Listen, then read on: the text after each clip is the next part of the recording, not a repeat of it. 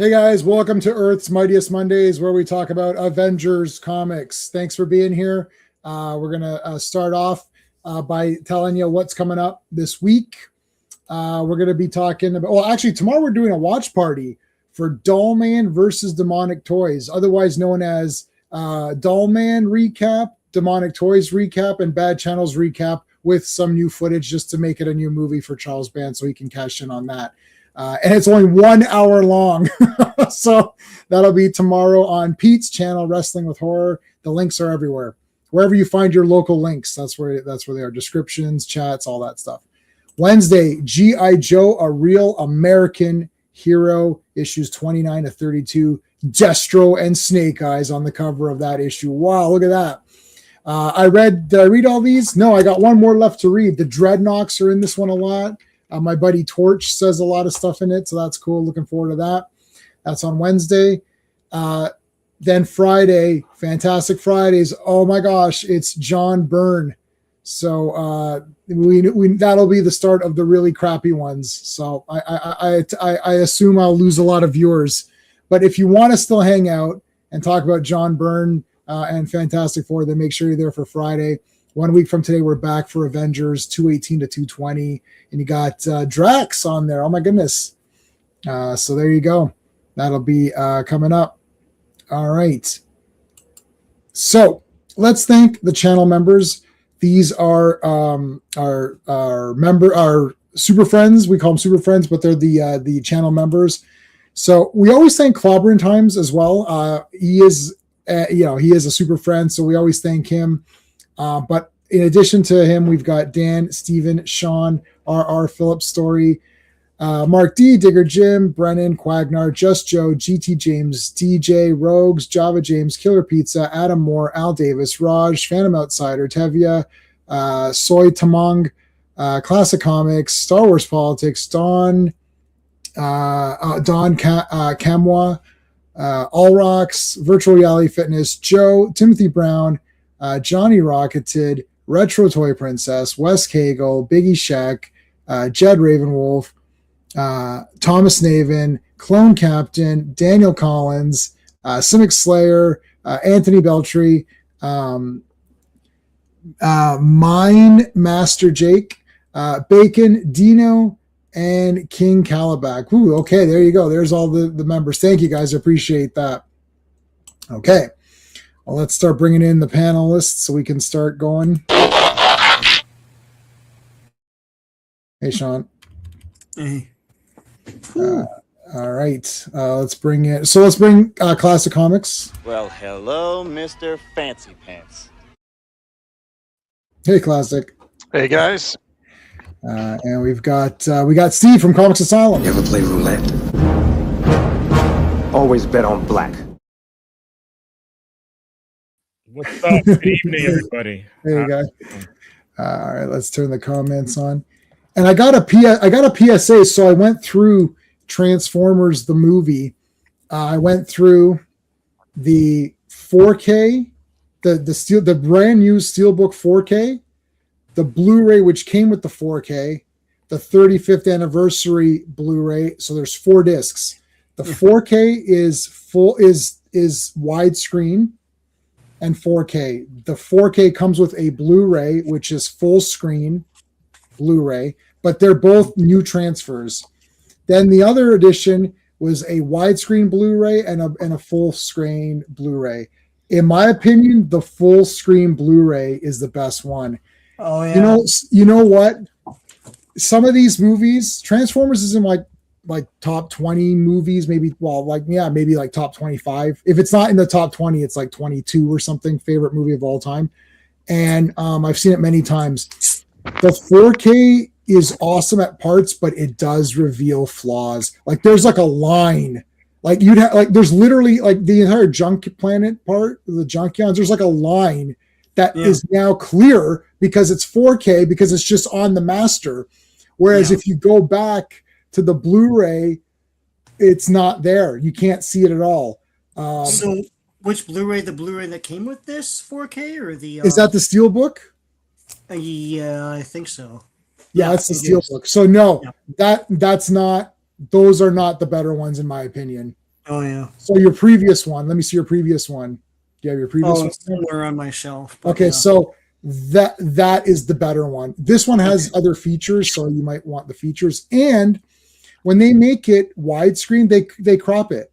That movie is a full screen movie. They've cropped it. Well, yeah, the features on this were on the DVD. Oh, So, well, then there you go. Yeah, I don't know. So that 4K, they're going to do a new 4K. If they do a new 4K that cleans it up, I'll have to research. I just bought that because it's the Steelbook and I have to have it anyways. Yeah, I have two of them. So yeah. Yeah. So you have two. Yeah. So those are not, I just watched them last night, went through not all the features, but I went through like time coded them and like checked every disc, 4 discs I checked last night. Yeah. I watched the entire thing in 4K, like widescreen.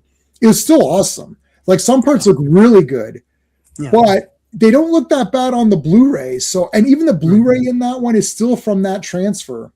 Right. It's like Conquest. Same thing with Conquest. The Blu-ray and 4K don't look as good as the old Blu-ray because the old Blu-ray adjusted the brightness, whereas this one didn't. And it's like, this looks more like what they filmed. Yeah, but what they filmed is so fog-coated that you can't see anything. So the attempt of brightening it up was so we could see what the hell was happening. Right. Right? So it's actually worse, though truer to the form. And yeah, maybe that 4K is truer to its form, but the problem is that you can see a lot of problems with that original one. Like someone's going to have, there's a couple of, guys on YouTube that have done their own 4Ks, and somebody did a 60 frames per second version of Transformers, which are downloadable. Sean even grabbed it for me off YouTube. Mm-hmm. So, yeah. This one had the storyboard edition, which is pretty cool. It had stuff that wasn't in the movie. But so there's stuff like that. Yeah. Okay. That kind of reminds me of when they first went to 1080p and 4K, and they were like, we have to change how we do makeup because people's faces look different with the high resolution. Yeah, you can see the separation in makeup and skin sometimes. Yeah. In some of those 2000s movies. Yeah. It's got to be the 4K of Soldier with Kurt Russell is goddamn awesome. Like, holy crap. It's like the friggin' best, man. Like, see, sometimes they're really pumped up. Sometimes it's not worth it. Hey, Joe Doug, how's it going, dude? There's all our links. Phantom Outsiders here. How's it going, man? Always thought Johnny Blaze could be really interesting. Yeah. Hello, Mr. Transparency does not mean the panel is wearing pants. Yeah, that's true. I am wearing pants, though. You're hanging around for the first one. All right, Joe. Joe, thanks. All right. So we've got Avengers 214 with Ghost Rider, burning Iron Man's head. Iron Man's dead. It's over. Yeah. Tony Stark. Eyes in this one. Oh shit! This week is the reveal, right? The identities are out the window this week. Yeah, right? yeah. It's like, psh, oh my god! Yeah, this is gonna be why good. do we even have these? Yeah. Well, how dumb are we? Yeah. All right. Capture the Ghost Rider. All right, Sean. 214. All right. Avengers 214. First of all, Spider-Man and His Amazing Friends is coming out this September 12th on NBC. So tune in. Not trash show. Yeah, and the voice of Spider-Man, who's also the voice of Bumblebee, will be in Toronto for TFCon, Transformers Con. Yeah. So cover art is by Bob Hall. Release date is September 8th, 1981, but the cover date is December 1981. Three Angels Fallen. Written by Jim Shooter. It says James here. Penciled by Bob Hall, inked by Dan Green. Colored by Bob Sharon, lettered by Janice Chang, and edited by Jim Sallycrop. There you go. It's hellfire. It only burns the soul. Okay, so Tony's dead. His soul is dead. Three angels fallen. So here's the news report. I actually read this, the news report of Hank Pym. Meanwhile, Captain America's working out in this super cool room here. So hard on himself. He's like, punching shit. I like this kind of stuff, especially with Captain America. He looks very cool. Captain America. I don't think they're designing. Here's the moment of the show where we bash new comics. No, stay One of tuned. many. One of many. No, let's bash them for just a second. You know what they're not doing. I literally had this epiphany on this page. The epiphany was that they're not designing characters to be in motion. They're designing costumes as a piece of paper, like you draw like a blank template, and then they draw a costume like that looks really cool, and then that's what they do is say, oh, that's a cool costume. Versus Captain America in motion is pretty neat because there's always something cool, like whether it's his back or like his, and even in Spider-Man, because his back is completely different. He almost has a different costume, like the very back. If you took the toy and cut it in half, like vertically, but like on the side, his back is completely different because it's got like it almost has a normal superhero outfit because it's just all blue with the spider, right? But then the front, the red goes down, so it's like he's almost different from every angle, and because of that weird how the blue kind of like comes around this way and comes from the armpits and down here and then wraps around the back. Wherever he's punching or doing something, it's like a kind of a cool. You got to be careful when you draw him, right? Like there's more details in them. There's variety. Plus, there's a lack of lines in today's costumes. It's like here you've got like the stripes or something, and a star in the back. Yeah. Like his costume's almost his is the same as the front and the back, but he's got the A, so you always know where he's looking. Hey, Manliness, how's it going, dude? Yeah. I think that a lot of costumes today are actually, I think they draw them or design them so they'll be easy to cosplay. Yeah. Shit. That You could might be right, buddy. Yeah. That's a good, wow, I didn't even think of that. I always just thought they took those how to draw comics things to heart, where they have an outline of someone and they just like color in like like costume bits, and then that's how they come up with a costume. No, I think that is what they do, because that's what I did when I was coming up with my characters. Like that's what I did. I literally found like a blank silhouette of a guy, being straight or something, and then I kind of filled in my guy. That's how we did our magazine when we were doing our magazine. That's what I sent our artist, and can you draw it? Here's my costume. Can you fix it up or whatever? Interesting. Make them less comic, more current clothes. Yeah. I also think too that people like Ramita Sr. and Kirby especially don't get enough credit for being great designers. Mm-hmm. Mm. Well, Kirby's designs are like insane, so he should get like super credit. But like Punisher's look, Wolverine's look, those are Ramita Sr., right? Oh. Kirby's designs fooled Iran, so that's true. That's true. All right, Tigra and Jarvis. This is going to continue until she leaves. So 4 issues. She's leaving tonight, right? Yes. Yeah. It's like, this is too much shit, man. Now she has the best costume of all, so we can all agree on that. Just her, yeah. Yeah, it's just. So then they have a playful moment here, which is whatever. There's what's his face? Thor coming in. Oh, there's the towers. Yeah. I mean, they were a landmark, so. Yeah. And they were fairly new at the time, right? So. Oh yeah. Yeah. Less than a decade. When were they done? Like late 60s or something? I don't remember exactly, but yeah, like late 60s, early 70s. Yeah, because that dude, I think it was a French trapeze artist or whatever, or tight rope walker guy, walked across them when I was a kid. Oh my gosh!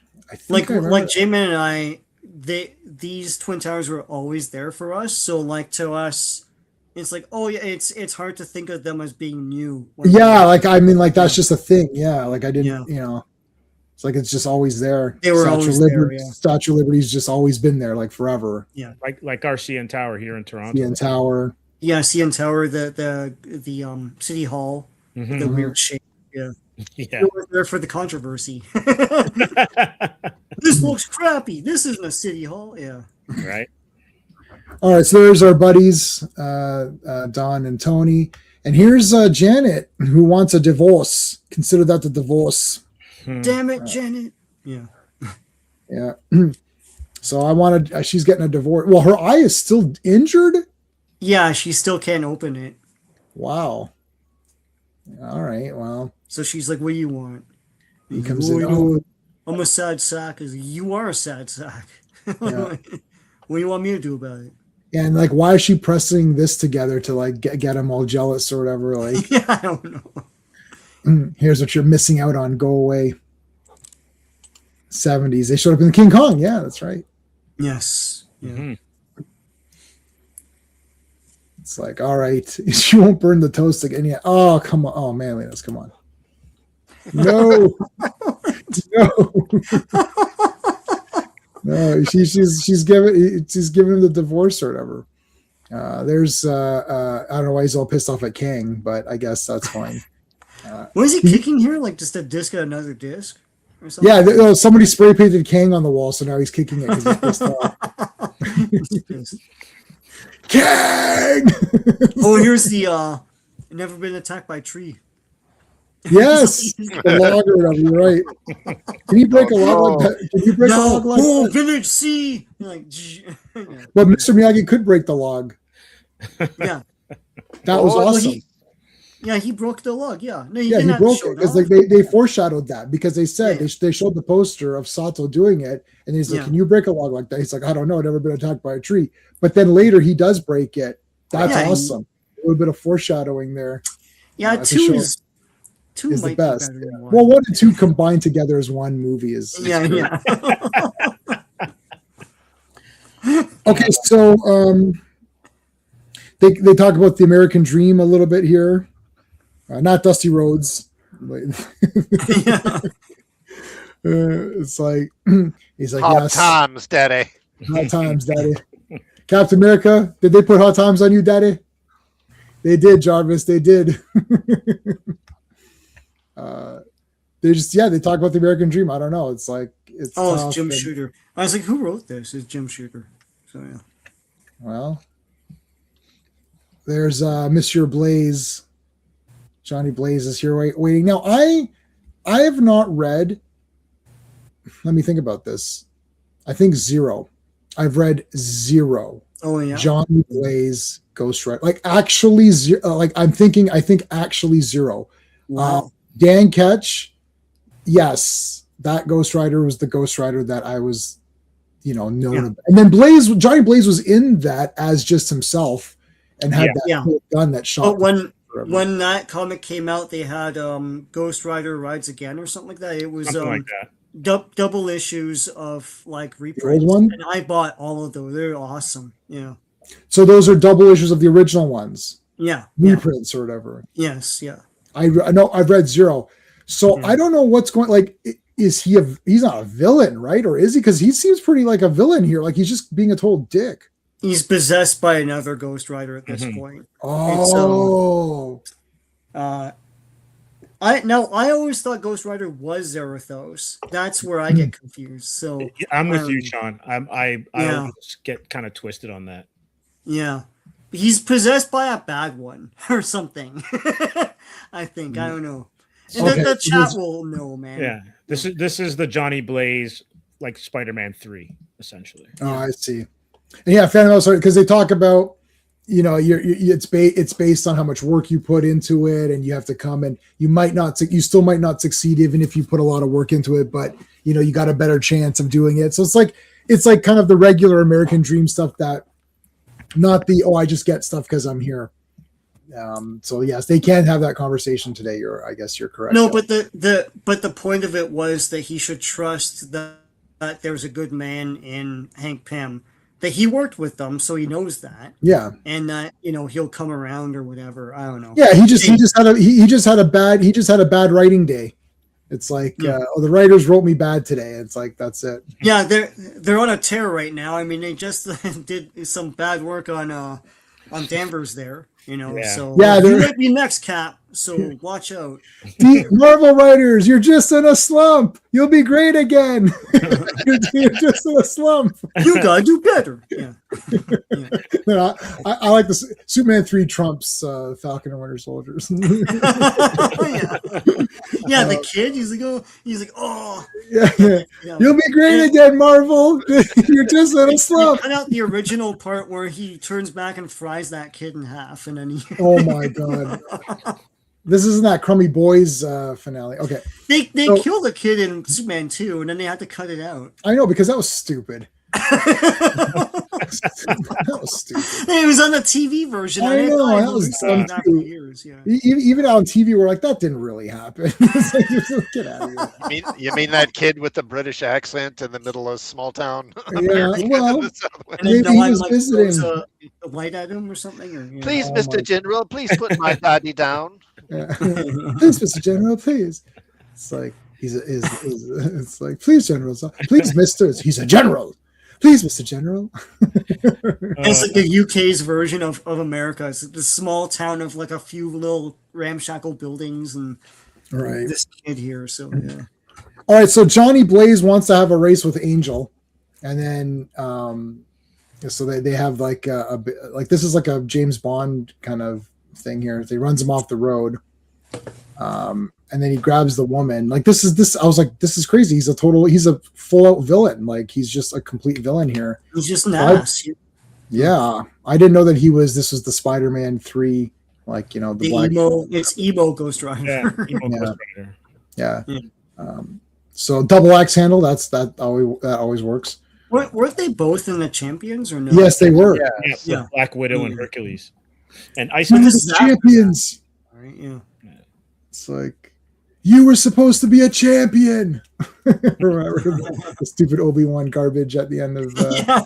that shitty movie. The chosen one. You're supposed to be the chosen one. I know, but I'm a bad actor. It's like, Yeah. yeah, that's true. Okay. I talk like I have marbles in my mouth. That's true too. Yeah. That's true. That is true. Yeah. And this isn't a very strong image of Vader crying like a loser at the. I know. Stop it. Like, okay. So Captain America orders pizza. I don't know why he's ordering pizza at this time, Well, but World War II battle games. yeah, that's Is great. that at the headquarters? Where they Yeah, they're playing games. playing? That's their Atari 6000 or whatever it is. It's 1943 or whatever. Yeah, 1941, 1942. Yeah. Yeah. So it's like 46 or something. They kept making them. Yeah. Uh, We got 46. No one else does. Yeah, Avengers. Oh. There's the kid with Spider-Man shirt. Awesome. Avengers Quinjet. So Angel's been hurt. He's in a coma. That's pretty crazy. We've seen that Spider-Man shirt. I know it's a simple thing to draw. Mhm. Yep. It's a white shirt with the Spider-Man head. We've seen it in other comics. We saw it in Fantastic Four. Oh yeah, Did they actually sell that or no? I can't Maybe. remember, but Like a basic white shirt with Spider-Man's I'm head? almost certain they did. Yeah. Hey, Up Irons, how's it going?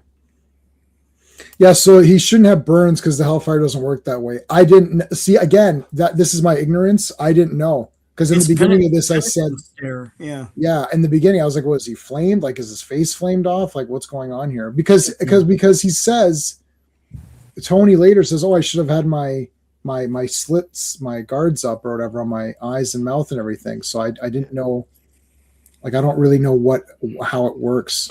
I actually have the Ghost Rider comics on digital. I actually got a bunch. They're cool. I I was don't doing know them when for I a got bit. them. Yeah. I don't think I bought them officially. I think I just got them off the High Seas or whatever because I don't remember it ever being on sale on Comixology, but I do have them. So maybe I should get into them a little bit, and that might be something to stream about. All right, so Tiger comes in to buy some clothes here, which is great. She dresses like a cowgirl, and then she comes out with her big. Just Chaps. walking around with their like swimsuit or whatever. Yeah, well, that's a costume. That's a costume right there. Later on, they reveal what Tony Stark really wears underneath the Iron Man. Yeah, I saw that. Yeah, Very it's, disturbing. So yeah, he's naked underneath there or whatever. he's got this like red speedo thing, like a Yeah. thong or something. That Yeah. was de rigueur in the day. Yeah. All right, now where did this kid? I thought this kid thought he was Spider-Man. Well, why is he now thinking he's Superman? He thinks he's Thor, right? Oh, is that Yeah, what he 'cause thinks? wanted to be Avenger, an Avenger. Yeah. Right. All right, so Blaze is going to go help this kid because that's what superheroes do. So I'll just turn to Ghost Rider, go help this kid. F it. He's like an ass. Yeah. He became Ghost Rider. He's like, forget the kid. I was actually stunned because I didn't realize, hey, Quagnar. Hey, that's literally this. The red with the Yeah. It's cool, man. That's that 3/4 inch line. Yeah, you've only shown that 4 times. I in love the last it. 5 streams. Yeah, That's pretty good. I love it. There's like any excuse to show that. Oh, there's like this really cool ghost in this issue. Oh, Ghost Rider? No, just a ghost. But it's kind of like, you mean like this Ghost Rider? No, that's not it at all. It's like, there's a guy riding a horse. Oh, like Ghost Rider? No. It has nothing to do with that. All right, so the kid falls. Iron Man saves him, of course. There's Cap and Cowgirl. And there's the Green Optimus Prime. Yeah. So it's like it's not even Nemesis Prime. I don't know what it is. It's like Earth Prime. It's Earth Prime. Sure. So now they're having the big motorcycle chase and everything. I don't think you could beat. Well, you can't because he goes up the wall here. Well, no, it's hell powered. Tigra mentions that she's really scared, which Ghost Rider would be scary. I guess this is the beginning of like Tigra having second thoughts. It's like you got because she was like, "Oh, I'll join the Avengers, whatever," and then it's like, "Yeah, no, it's real shit. It's not. It's not fun, man." Yeah. I really like Tigra a lot. I wish she would have stayed, but she goes to West. She's in West Coast. She goes to West Coast, yeah. All right, so there's the Ghost Rider. Look at Ghost Rider like balancing on the bike. That's cool. Yeah. Here's where he grabs Iron Man's face. Then he tries to engulf Thor. Shoots. He's like Scorpion, right? He shoots it out of his mouth. The flame. It's like he breathes flame, or what does he do? No, he shoots out of his hand or whatever. He's not shooting out of his hand, or is that Thor shooting? Sorry, okay. Oh, that thing? No, it's coming out of his eyes. Yeah, okay. Yeah, coming he out has of the penitent stare. Yeah. Oh, right. So the penitent stare. I don't know if that's this power, but it's like every sin you've ever. Yeah, it comes but Thor hasn't. Yeah, that's what Tiger is afraid of. It's like it's so scary that and even like Cap is concerned. So yeah, he might have 1 or 2. Okay, so I like this. He throws the hammer, and Ghost Rider tries to. He grabs it and uses that to propel him toward. This is the best part, man. This was absolutely the best part of this comic. And Thor's like, "What the?" Or what does he usually say? It's like, he's like, "Hi," or something. They say in this comic that Johnny Blaze's just attitude or his sort of his mental state creates like is just like up to 11 in Ghost Rider. So if he's really pissed off, if he's having a bad day, then Ghost Rider's having a really, really bad day. Like it's like it levels it up. So that's the other thing. Hellfire. It might just be Jim Shooter retconning, trying to ruin this character too. He's like, who can I ruin now? So, like I can't have him slap someone because we've already done that. Yeah. And I can't have him get impregnated. Yeah, no, that's not going to work. So Tiger's like really scared of everything. Then they come back and here comes the blast. So Iron Man's better now. Friggin' blast him in his face. Boom. There's Ghost Rider going down. Now he's throwing the fire. Got a lot of guys attacking him there. I don't think Ghost Rider could defeat Thor or whatever, right? Like I feel like there's no way. No. But they play with Thor's power levels all the time, like we've seen. Like how is he captured? He's Thor. Yeah. Like what's happening? Right. All right. It's one necessary for the plot. Yeah. Here comes Angel. Yeah. And then he turns back to normal. And he's like, oh, leave me alone. Just leave me alone. Well, actually, we can't because you just literally attacked people and like. And you're under arrest. You are under arrest. It's like you are under arrest. Yeah. You are under arrest. Under arrest. All right. Well, when is somebody going to win this goddamn 10-speed bike? I mean, this thing has been How the long bane. did that last? It's like a year or something. God damn, yeah, this has been the bane of Marvel Comics covers. Like, it's just like, go away. They did take a pause to promote their Spider-Man cartoon. I guess so. But you know what? I don't think they did that for Hulk. You know, Hulk had a cartoon at the No. same time, and they never had a banner for that. They didn't care about Hulk. The only No thing, one cared the only about thing Hulk. Hulk ever had was Marvel's TV sensation. On Yes. his cover. Yes. With a little like circle or whatever. Yeah, or a Star Blast or whatever. Yeah. All right, 215 still alive. All right. Avengers 215. The cover art is by Alan Weiss. Release date is October 13th, 1981, but the cover date is January 1982. All the Ways of Power. Written by Jim Shooter.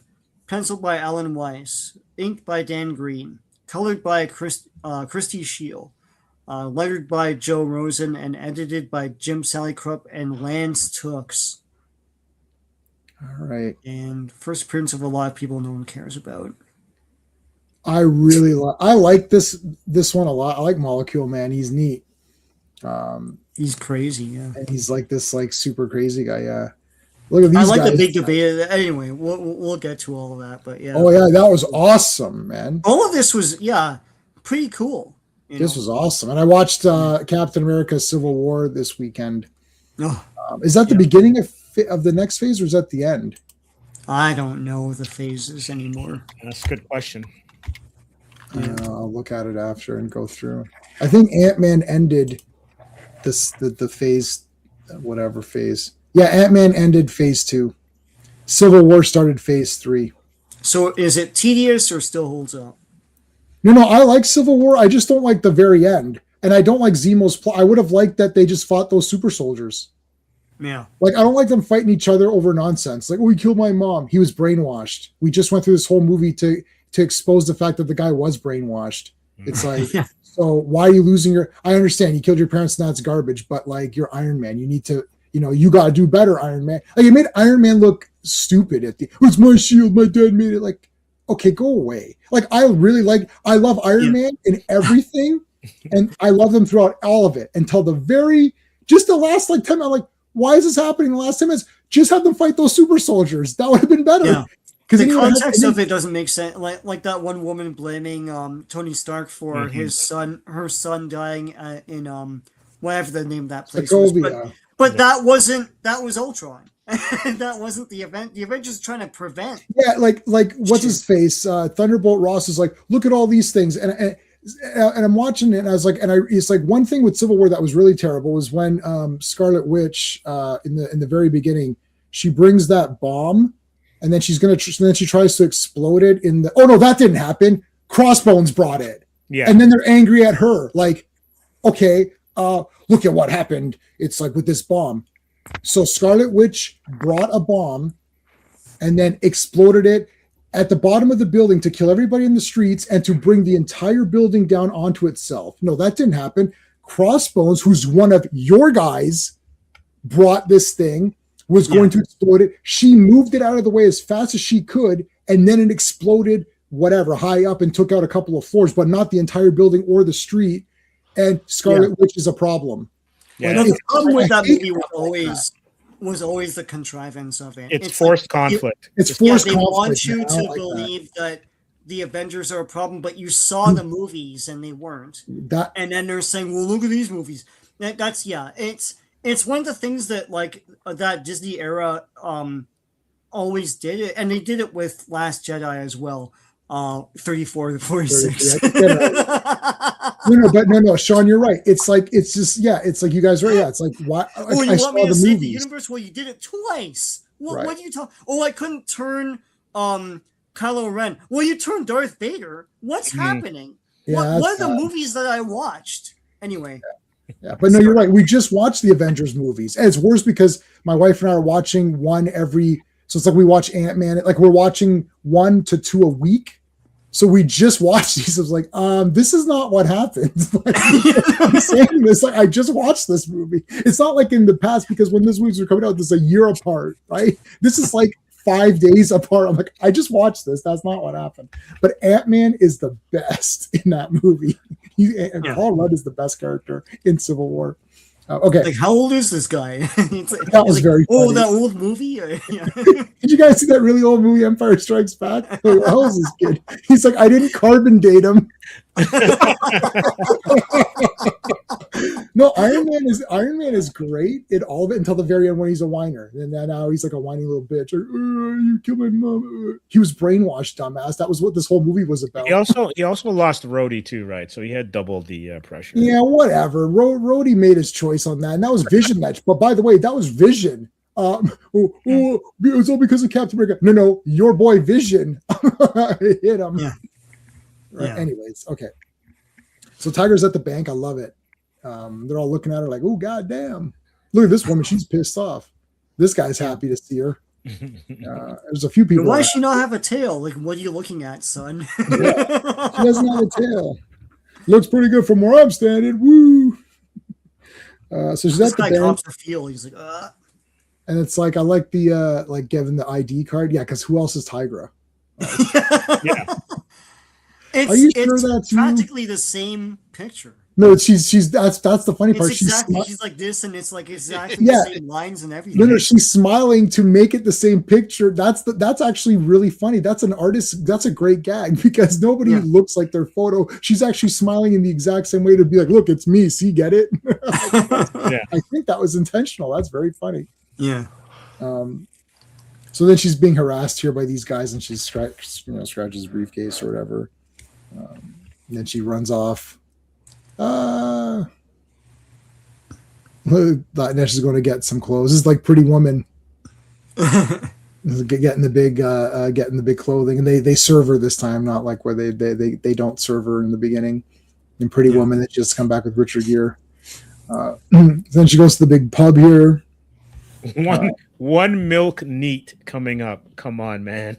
Yeah, I like milk too. So. Milk does the body good. How much milk you been drinking? Woo! Hilarious. I know milk does the body good, but how much milk you been drinking? So she ties this guy up. Goes to the subway here. This is cool. She gets a little bit of a victory here. You get this guy's like banging and stuff like that. And dude, if this is why I don't take the subway. But if I took the subway and there was someone banging and someone beat the crap out of him, I would be very happy. It's like, why are you banging? I just want to ride the subway in peace. Like that's why I don't use the subway. I can't. She saved 200 on the street. It doesn't die in the building. So it does. Oh yeah. So she saved over 200 street, but a dozen died in the building. So it doesn't. Right. Exactly. That you're talking about Wanda. I know.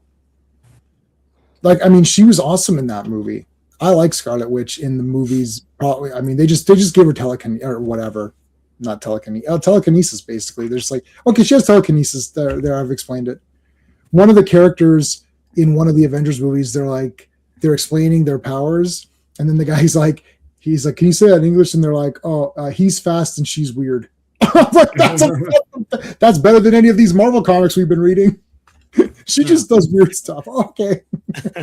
Just whatever. It doesn't matter. So this punk Dreadnought wanted this guy, in this guy's defense, he applied to be a Dreadnought, and then Zartan didn't accept him, so now he's pissed off. And then he breaks the guy, and then Tigra gives him some money, and then takes off. That was Maria Hill. Yes, that's right, Maria. Yeah, that was the best line. It's like, he's fast and she's weird. It's like Nick Fury's like, what? Just tell me the thing.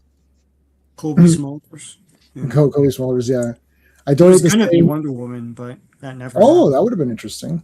It was the Joss Whedon one, and he never got his act together. So, All right, so that's a Subway Crab Silver Surfer. I think I've changed a little bit of my attitude on Silver Surfer. I think I prefer the Kirby original concept because this is now like all just commentary on everything. It's just basically Stan Lee's soapbox, but but talking as Silver Surfer. Look how crap humanity is. I know we're still buying your comics though, right, Stan? So whatever. Like, Yeah. It's like, oh, humanity's so trash. Or if it's so trash, why don't you give your comics for free to help kids? Okay, exactly. So shut them out. I hate that humanity's trash shit. I really, oh my god. That movie Begonia really pissed me off. I want to do a video.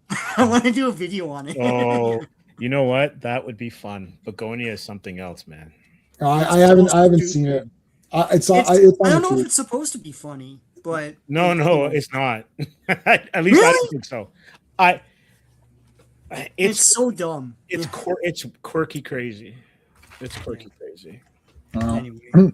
Okay, so he's flying around. There's the wand. Remember Molecule Man and the wand? Yeah. So he tried to take over Silver Surfer, but he just couldn't because it's Silver Surfer, clearly. But then it sort of manifested him. But he's like a little guy.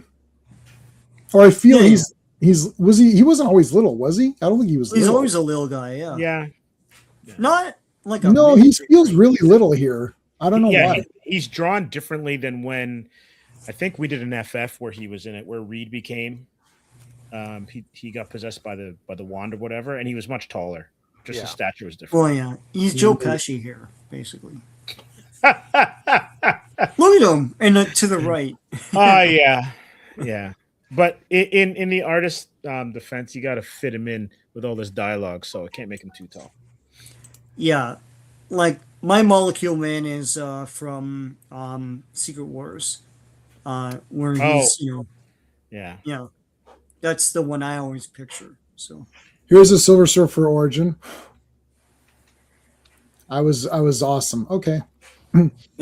Okay, now this is great. Molecule Man's like, you know what? I'm gonna eat the planet too.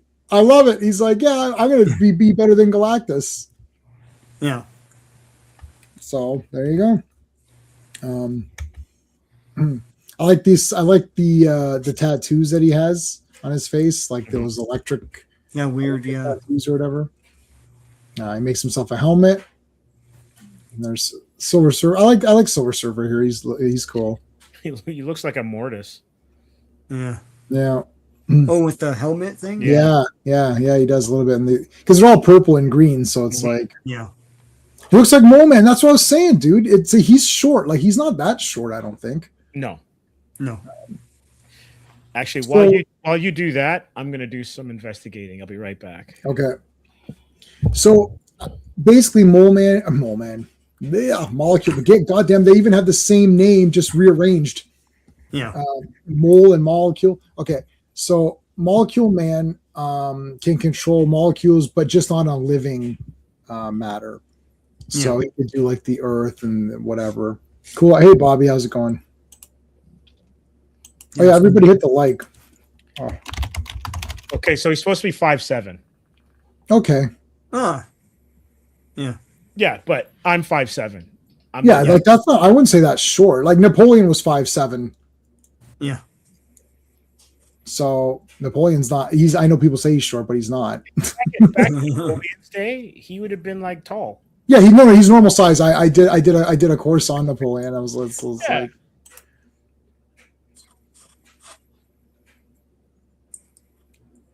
but he has a mental block. Mm-hmm. Well, in this comic, they say he can't do it. That's the difference between him and Firestorm. Mm-hmm. You're 5'7". Yeah.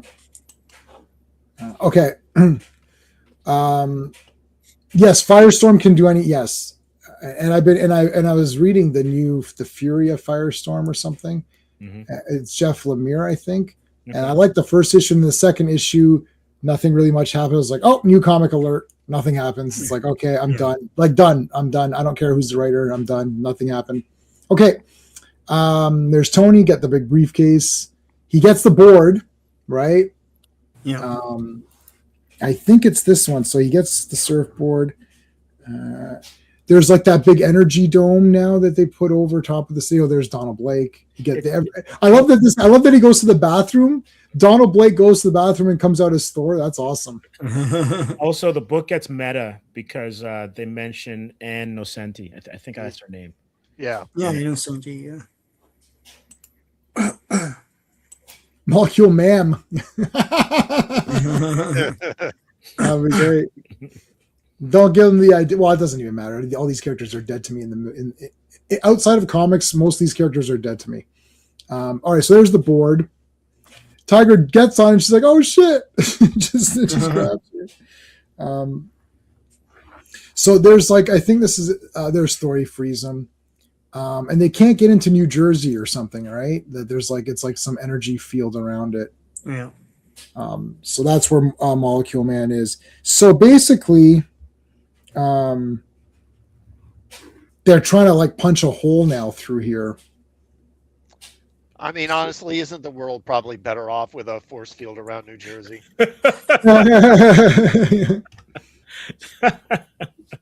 I never knew why there are New Jersey jokes. Like, you grow up in Canada and you see it on TV and stuff, and then I went there and I realized why. Oh my god! It's like all swamp and It's swamp, man. crappy. Yeah, it's awful. I mean, it's great, guys. Sorry. They have a great logo for their hockey team. So Yes, yeah. Even a non-sport guy like me thinks that's a cool logo. So it's like, You like art, so it's all good. yeah. All right, so they're all trying their best to break through. They get a little bit of a hole in there. Oh, okay. Well, maybe it's not yet. So back to Molecule Man. Okay, no. So they do break. So he's like, ha, they're going to try to break through. So they get a small hole through with all their powers. So that's how strong it is. It took Thor, Iron Man, Silver Surfer, and Captain America just to poke a hole large enough for, skinny little Tiger again. Tiger to get through. So she got through. And then they get it. She gets in there. And then they're still trying to bust through. Silver Surfer. Couldn't they have just gone underground? I was just thinking that. Maybe it goes all around. It's like a full ball, like a sphere. It probably grows with the I don't know. Maybe. It's like that Simpsons movie where they just go underground. Maggie just goes the other side. This also has vibes of the WandaVision series. Yeah. Yeah, maybe they took some. Yeah. They probably took from. Yeah, they may have.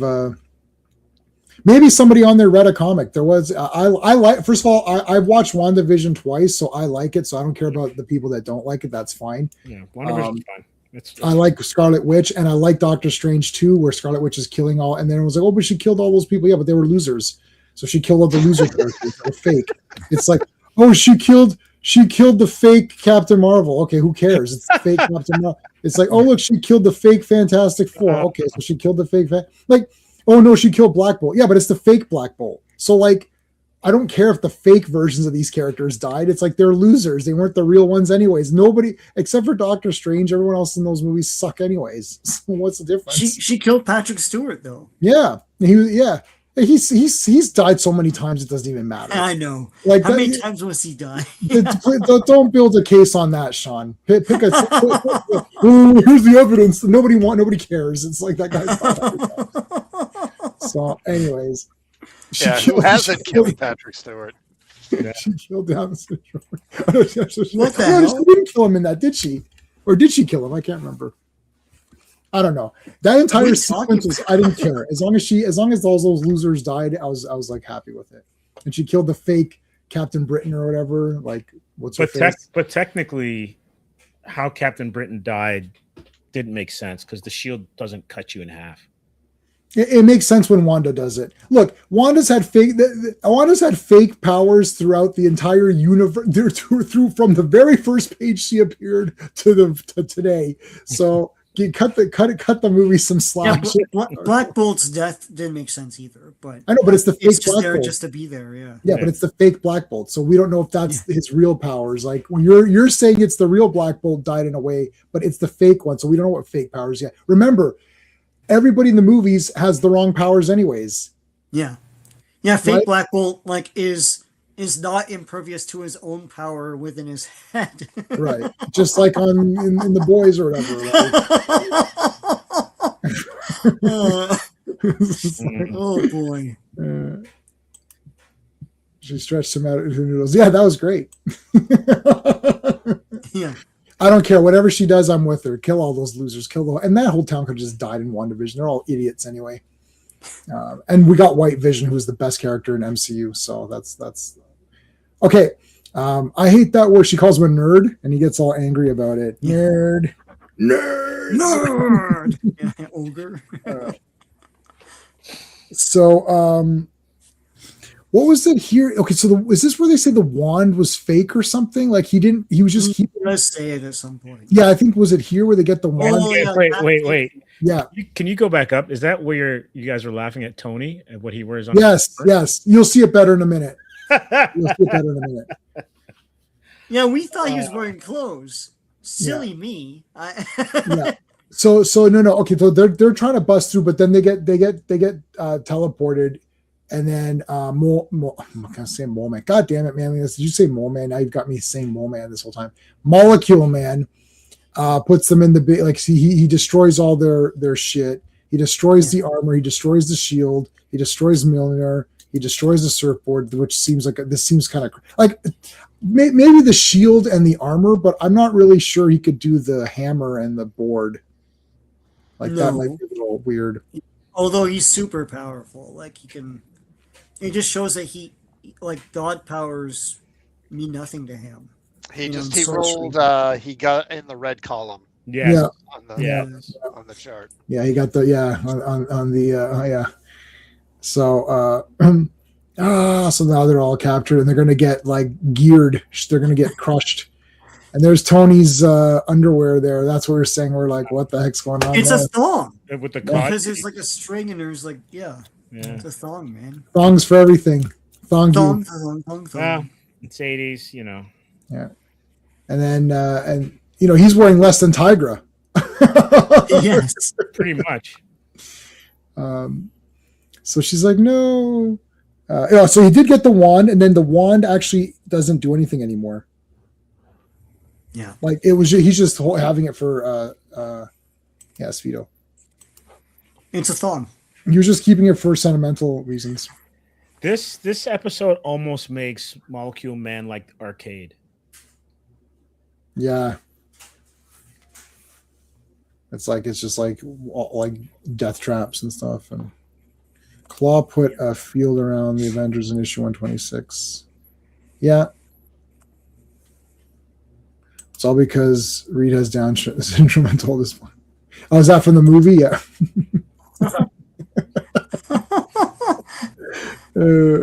It is fun seeing her kill all those idiots. She should have killed everybody. If she had murdered everybody in that town in WandaVision, that would have been like one of my favorite shows because they're all stupid. They're all useless people anyways. Like, oh no, these poor people. Well, they suck anyway. Just could kill them all. Anyway, all right. 216. Right. Hey, no Wasp. What happened to Wasp? She stayed behind. Yeah. Well, she's recovering. She has a black eye. Well, she could see through one eye, right? Yeah, it's true. Avengers 216. Win a Columbia 10-speed racer. The art is by the cover art's by Alan Weiss. The release date is November 17th, 1981, but the cover date is February 1982. To Avenge the Avengers. Written by Jim Shooter, penciled by Alan Wise, inked by Dan Green, colored by Christy Shield, lettered by Joe Rosen, and edited by Jim Sally Krupp. What do you think about the heavy inks on these two issues? It's different. Yeah. I'm not sure it fits the tone of the book. Yeah. This is something that you would have seen in like Dracula, like when Gene Colan was doing Dracula and stuff like that. But Surfer's different. Like he doesn't have Yeah. reflection lines on him. It's just It's more black. shadows. Yeah. Well, he kind of had. But Dan Green's a great inker, so he's probably just following the pencils. Yeah. Because Dan Green's inks aren't usually this dark and heavy. Yeah. I liked these two. I thought they were just really cool. I don't know. I like this, like, try to talk to the guy. Like, he just crushed the Avengers right there. Yeah. But like, and the Power Cosmic, did a thing and saved them, whatever. But like, I mean, this is nonsense, but it's just awesome because I like, look at Tigra. She's like destroyed here. Like, holy crap. Like, I'm a total loser and I just let all these guys get killed and I didn't even do anything. Yeah. Like I'm right beside them. You know what's crazy? Going back to the art, you look at that panel. Tell me that's not like how they drew hair in the 90s and continue to do it today. Yeah, I like this hair a lot. Yeah. I like both these comics. I think they're cool. And I like Tigra anyways. And I like this, like, recap. My day was going fine. I kind of helped the guy out in the subway here, hanging out with the Silver Surfer. And then all of a sudden it just went to shit. Like, I came in here. Her side boob, let's see. Yeah, that's good. That's a good side. That's a good side boob. Then he just crushed all my friends, and now I'm just like hanging out here. And he's like, yeah, like I don't know. It's just like this with this weird helmet on. It's just kind of neat. I don't know. It's just weird. They got. You'll see what happened because if they were squashed. Yeah, something would have come. Yeah, what happened? I think they went. So like he'll explain it later, but like they kind of went through it underneath. They went through the thing. But I like Tigra, like she's just going to be his pet now. He's like, oh yeah, I'll just make you my pet. It's like you can talk to me, and if you like me, we could be friends or whatever, and you could be my pet. Like look at the way I think you guys are saying that it's just like the lots of the black, like the heavy inking. Mm-hmm. It's kind of neat. Like look how. Like he looks pretty scary and kind of demented. Yeah. Yeah. I think the inks, I'm sure it's the pencils first, but I'm sure the art team that's the purpose of it. Cause this is more of a horror comic in terms of like how demented he is. So it's like, all right, you're going to just be my pet or whatever. Is that a fur ball or hairball? Sorry. That he caught. Yeah. Or something. Oh, it's like a molecule. It's like, just a bunch of random molecules. So then I got the military call the army. Here's Fantastic Four. Dun, I'll bust through, of course. Reed will think about busting through. Clobber times. Thing tries to punch through. Nova, of course, it doesn't work. Wait a second. The hole that Cap made, like it reformed. Yeah. Or are they not finding it? I'm not sure what happened there. I can't remember.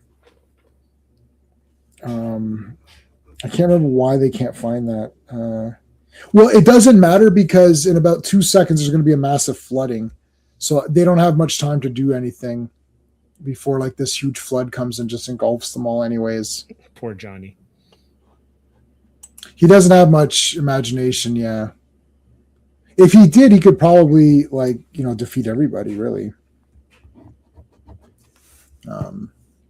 So you can see here they went through the thing, and the Power Cosmic somehow gave them all visions abilities or something, and went through. So there's Tony naked, and there's Donald Blake because his hammer's gone. Oh my, Tony! Now, like Captain America's like, wait a minute, where's Thor? And Tony Stark, you're Iron Man, right, Cap? I feel a little foolish about keeping that secret from you till now. I'm sure Don feels the same way, right, Tony?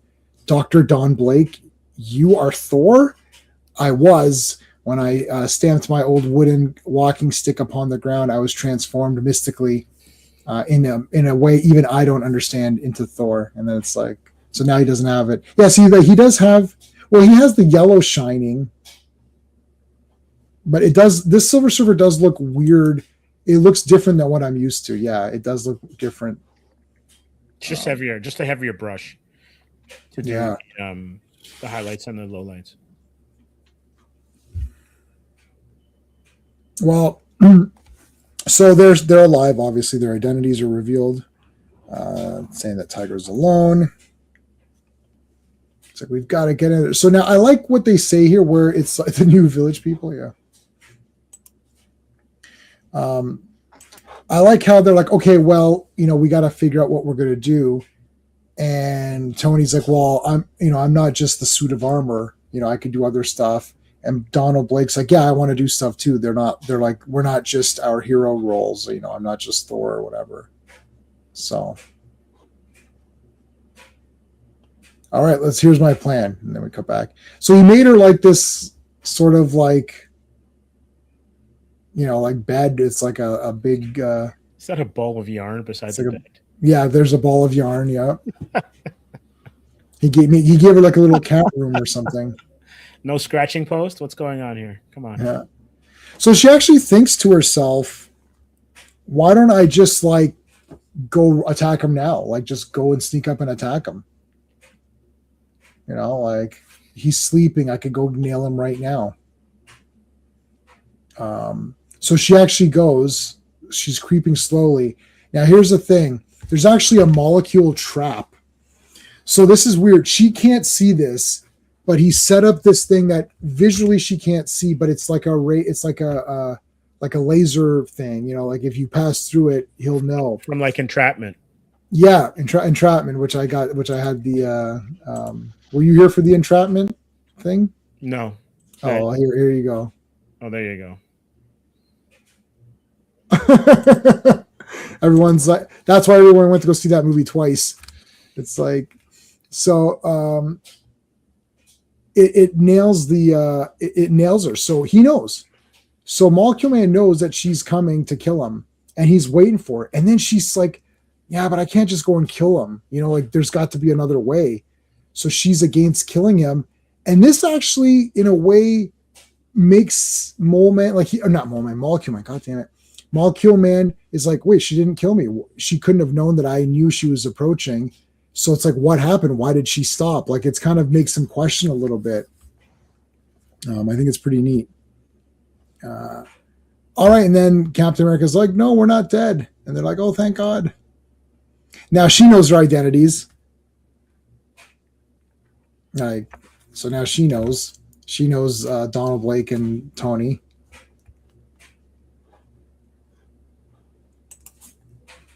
Molecular strands. Yeah, molecular strands. There you go. That's what it is. She almost married him. Yeah. Yeah, then she could make him miserable if she married him. Yeah, that would have been probably better.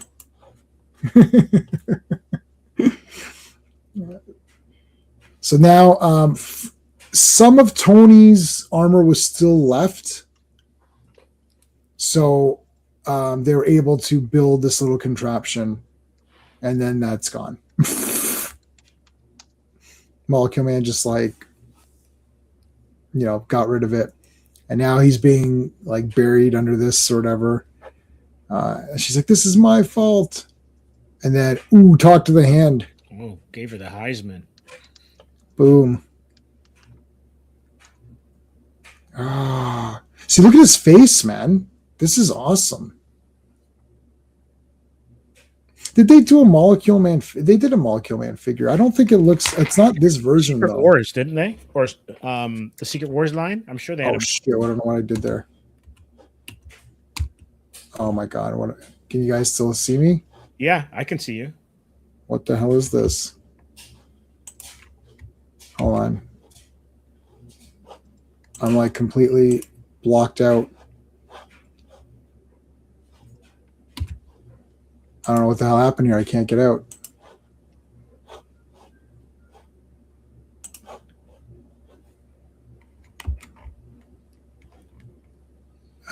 Yeah, I'm out. I don't know. I can't do anything. Can you hear us? Yeah, I can hear you, but I can't see anything. Oh, wow. I'm like, how do I get out of this? I'm going to have to leave and come back. Okay. All right. See you in a bit. Yeah.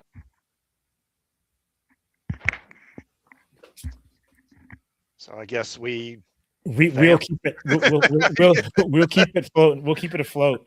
So the thing about the Avengers roster getting changed over, it was a good way to keep certain fringe characters under trademark. And you could tell that sometimes they just didn't know what to do with the characters on the roster. Yeah. All right, we're back. I lost all my. Is it still like kind of jammed on you? You can't scroll. No, it's okay now. Hmm. I lost all my my starred comments, everything. God damn, man, what the fuck? Quick, make fun of me, yeah. So I don't know what I hit there, but like I was like out. So there's Captain America trying to help out, and I mean, Molecule Man can't really do anything to him. Like, I mean, I feel like everyone's just beating the crap out of him, but like they can't do anything. Like they try, and he just like he broke his nose here. He punched him in the face. This was funny. He got a sneak shot in. He got like a sneaky shot in there and punched him in his face. Oh, my nose is broken. He runs off. There's Tony and there's Donald again. They're going through. I like this, like the big shadowing here. Yeah. And then she's like, this is where she calls him a nerd or whatever. He's down. He must have exhausted himself. Yeah. Okay. Got into the Avengers in the mid 80s. Not familiar with the early 80s. Yeah. So now he's throwing like stars at Captain America. That's kind of cool. Yeah, this is very arcade-esque. Yeah. Or Mojo without the TV audience. Like, yeah, it's like these weird star things. All right, he got a shot in there. So I think she'd called him a nerd, and that distracted him or something. And then that's when Iron Man, and then Donald Blake hit him, and then Captain America was able to get through. So I think she had called him a nerd or something, and that got him all riled up because he doesn't like that. So here's a discussion. Let's see. He's knocked out. So Tony says this isn't over. Okay, so this isn't over yet. When he wakes up, we're right back where we started. We've got to make sure he doesn't wake up. Dawn, you're the doctor. Is there a way to keep him knocked out? How? We can't just keep hitting him on the head. This isn't a TV show. I mean, how hard do you hit him? How many times can you do that before causing serious brain damage or death? Then our only choice is to kill him. And then Captain America says, Tony, I can't allow that. He's a human being. He has rights. Rights? Yeah, rights to due process, a trial by jury of his peers to justice. Dawn, help me. We've got to convince Cap that. Tony, I'm a healer. I work to save lives. And yet, Silver Surfer says, I understand what it is to sacrifice one life so that a multitude of world might live. Because he wants to destroy the world. Remember, Molecule Man wants to destroy Earth. It seems clear that this Molecule Man cannot be imprisoned or held in check. He must die to save Earth, though I could never bring myself to slay him. We can't kill him. It's out of the question. If only we had more time. You little jerk. You see, Cap was wrong. Power very seldom corrupts. See, this is great. I like this. Power very seldom corrupts. It usually doesn't change anything. It just magnifies what's already there, whether it's good and noble or evil and petty. That's very cool. Medically induced coma. Yeah, you can try that. You were a nerd before. Now you're a powerful nerd. Big deal. Okay. So this is the best. Cap, I'm sorry, but I'm not going to let him get up to carry out his plans to wipe out 4 billion people. I'm going to kill him. Tony, please, I can't let you do this. You can take me in for murder afterward, Cap, but for now, stand aside. I'm warning you. You'll have to go through me, Tony. Suddenly he gets up. He's like, hello. I want to see a therapist and go from there or whatever. And then he restores all their stuff, and he's going to go into face, to go on, trial, I guess, or whatever. Jeez, he does look like Joe Pesci. He does right there. Yeah. So what do you guys think? Like, should they have killed him or what? Nope. No. I mean, it's one thing to say that, and then to kill somebody sitting there unconscious. It's another Mhm. thing. There's not much. Like, what else could they? Like, what if he woke up and didn't want to turn himself in? Then they're back where they started, right? Pretty much, yeah.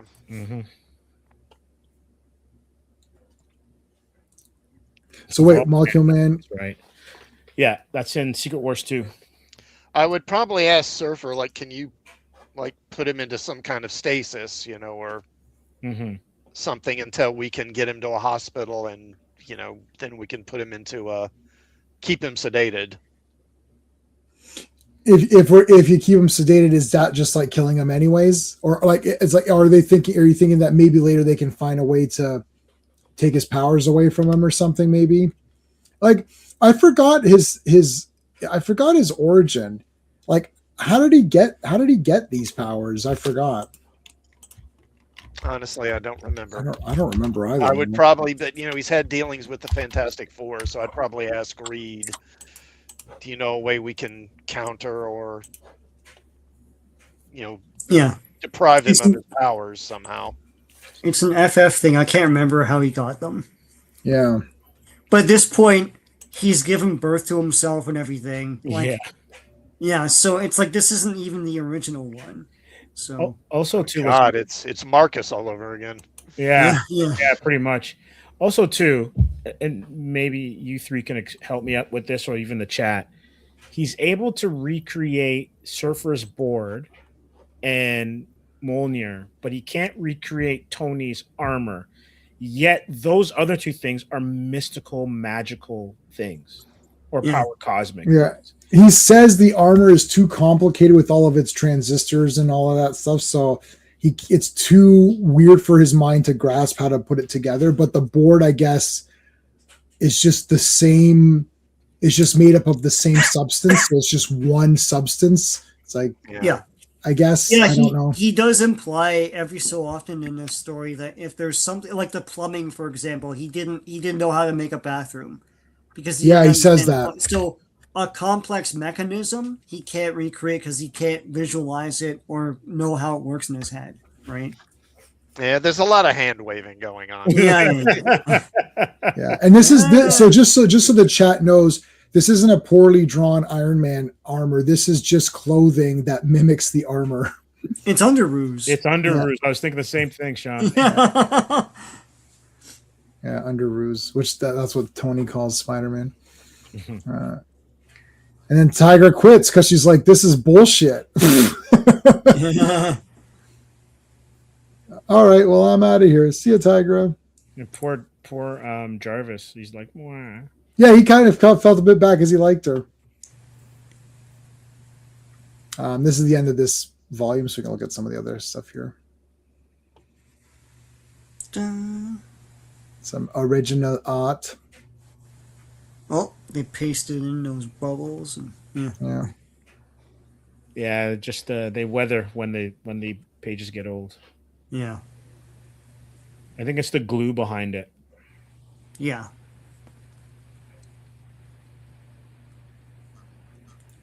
All right. That was volume 20. There's 25 volumes of Avengers. So now we're on volume 21.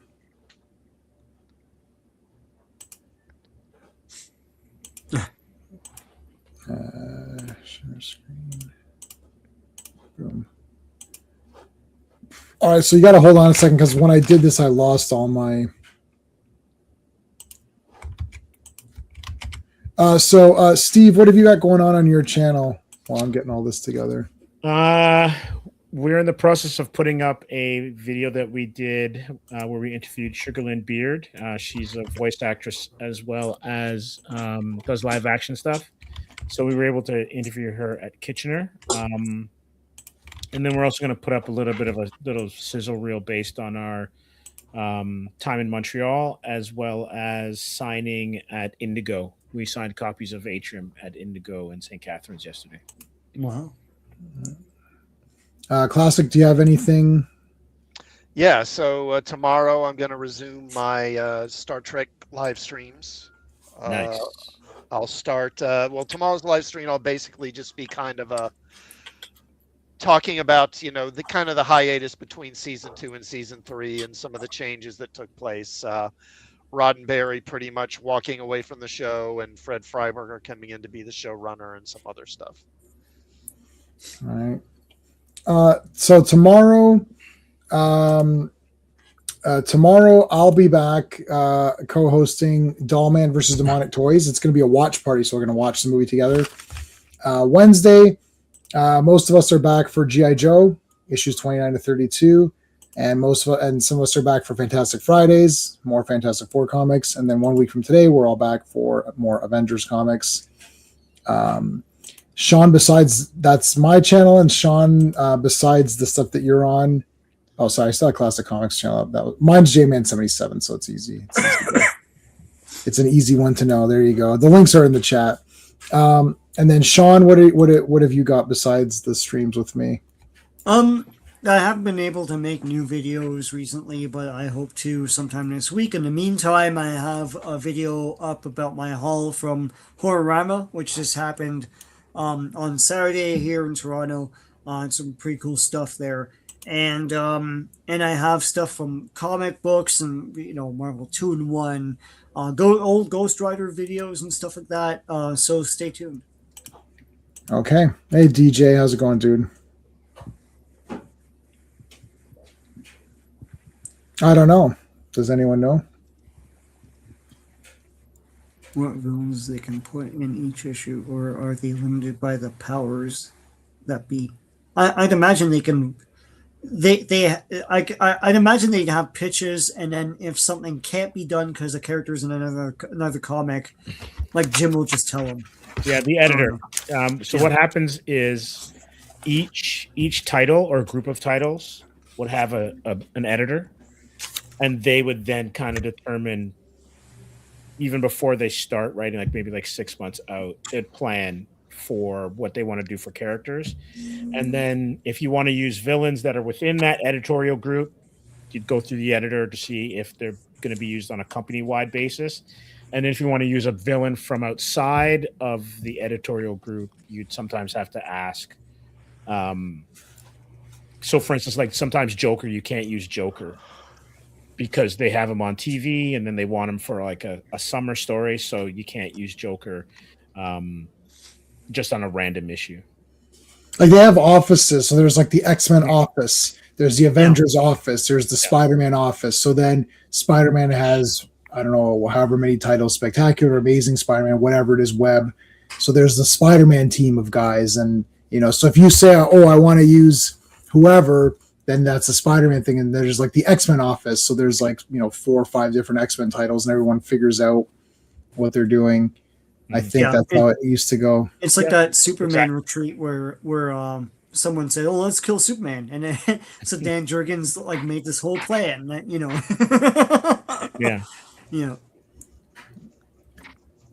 week starts the Justice for Hank. But yeah, you know what? This issue, like, it is actually frustratingly kind of interesting because like you are really on Hank's side a bit here. You're like, F all this. Like, no one's believing me. And Egghead really screwed him over pretty bad. Was that supposed to be Egghead in the Ant-Man movie? Like the guy who becomes Yellow Jacket, or is that a different guy? No, it's a different guy.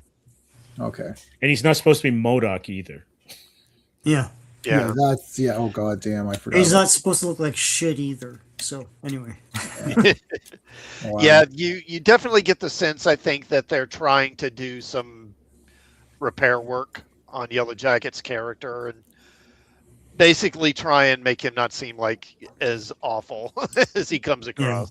And I don't know if you guys got into it, but basically years later, they try to save him completely by saying he was a Skrull. Yeah. Oh yeah. What? But how many years later? like when they had Secret Invasion. So basically, wow. they had a whole bunch of characters that were in stasis, and during that time they were actually replaced by Skrulls. Yeah. I didn't remember he was one of them. Yeah, I think I remember. I can check that up just to double check because I might be mistaken. But the problem is it didn't stick. Like, it's Marvel. No one, it's Marvel. Yeah. Nothing sticks. Well, no, but like in terms of the public imagination, it's like him slapping Jan is like super, like it's memeable, like it's everywhere. Yeah. All right. So, did you do the credit shot? Or did we go off track here? Did I? I don't know. I don't think so. Hold on a second. Just to say here that Hank was impersonated by the Skrull agent named Critty Null, and he replaced Pym for 4 years. Yeah. Yeah, but no one really. I'm sure that's canon, but no one thinks it's canon. Yeah. I think that's the problem. Like, you can try and patch it, but if people remember that panel and remember the story, it'll never be spoken of again. They won't reference it. And that Skrull got Tigra pregnant as Hank Pym. There's some YNR action going on here. Wow. Okay. It's like the original Captain America was a Nazi. Yes. And and they used the cosmic cube to conjure up a duplicate Captain America, who then beat up the original Captain America, and now the original Captain America is rotting in prison somewhere, presumably. But they just pretend that this one running around now is the real Captain America, even though he's not. Mm-hmm. Wow. Yeah, but it happened in comics. So if there's a movie about that, then we can all say, well, it was in a comic. That's another one of the it happened in comic problems, is that it happened in what comic? Like, did it happen in a shit one that no one likes?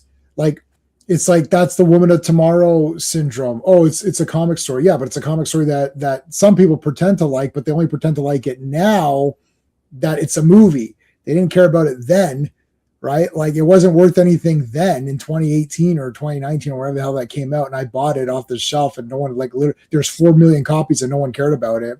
And then James Gunn held it up on a press conference, or Millie whatever held it up, and then everyone's like, oh yeah, that was the best Supergirl story ever. Have you read any other Supergirl stories? No.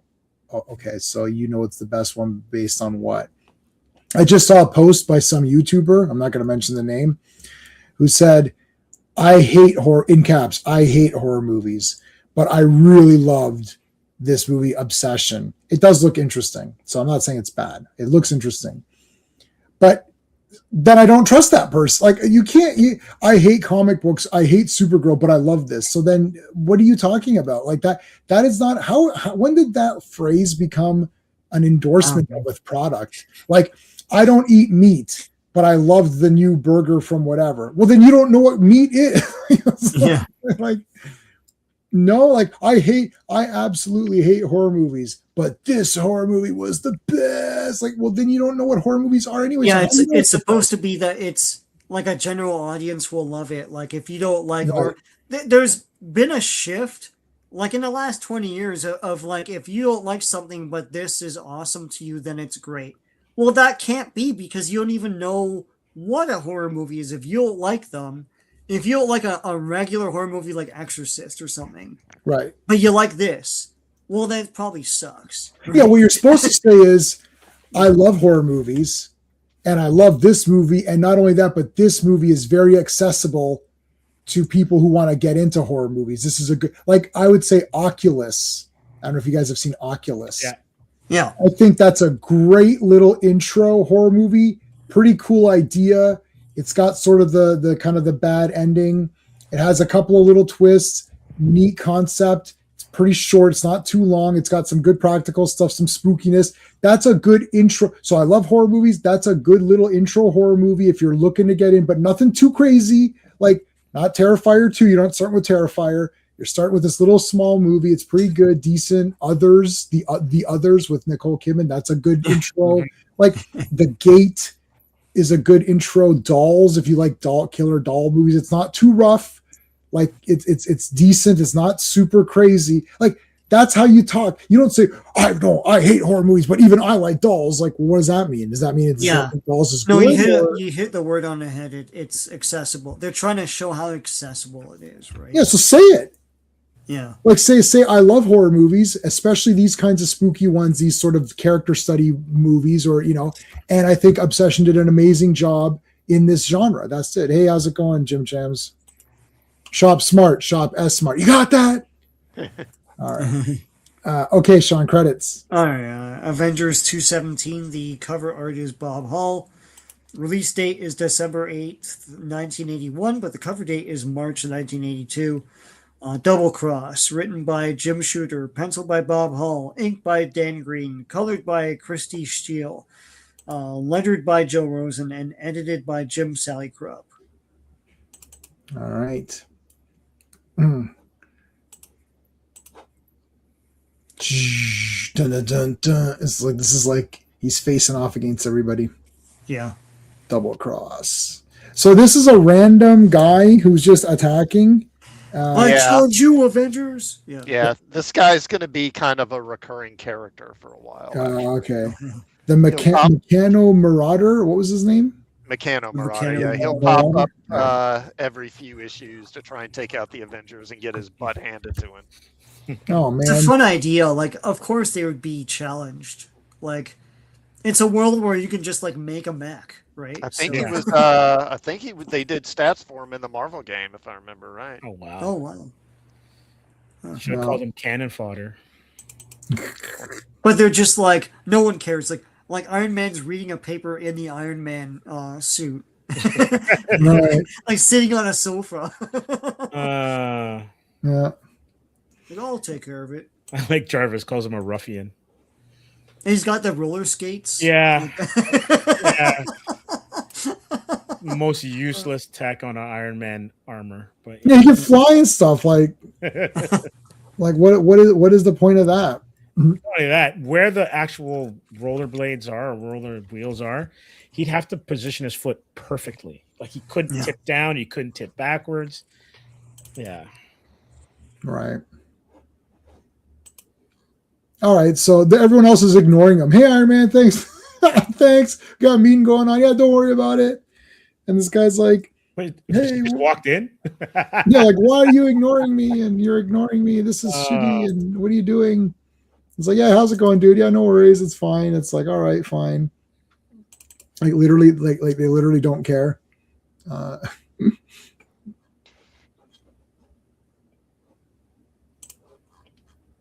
Here comes Captain. Oh, there's the Captain Americana bike or whatever. That's kind of cool. Yeah, the big Mego bike. Yes, that is the Mego bike. He's punching him around, beating him up, shooting him. This is kind of neat. So they're waiting while this is happening. They caught the guy. So Tony's been waiting for a call from Hank or whatever. So he's just been sitting here waiting for the guy.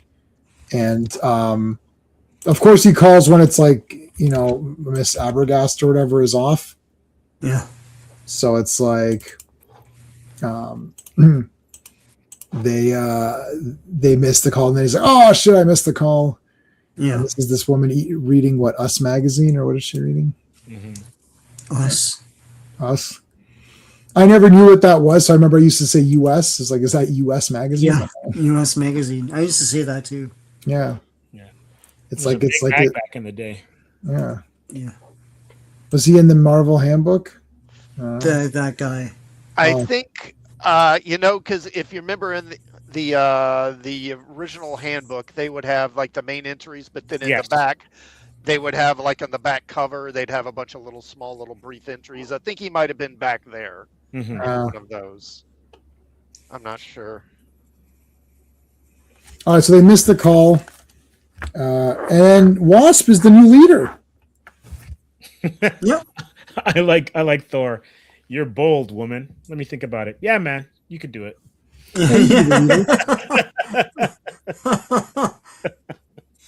There's Egghead, who's like, I'll give you $500,000 if you give my niece this mechanical arm that I made. and I have no ulterior motives. It's like he does make a convincing argument though. Yeah. And I honestly didn't. I actually honestly didn't know where this was going. As stupid as that might sound, but I kind of bought into it. I thought, oh, maybe this guy. I don't know. Is he going to become? Because I don't really know the Ant-Man guys that much. Like, I read a little bit of Ant-Man, and that's it. So I don't know any of these Ant-Man people. So I was like, I didn't know that wasn't Egghead. Like, I actually thought in the theater when we saw Ant-Man that, oh, that's Egghead because he's a bald guy and he's got the big, nice, shiny head. So I thought, oh, that's Egghead. Oh, they made him Yellow Jacket. I was like, oh, that's kind of interesting. So yeah, 100%. Everyone behind that, the writers, Kevin Feige, had no idea who Egghead was. It's like, Egghead, yeah, that's it. No. I really thought that.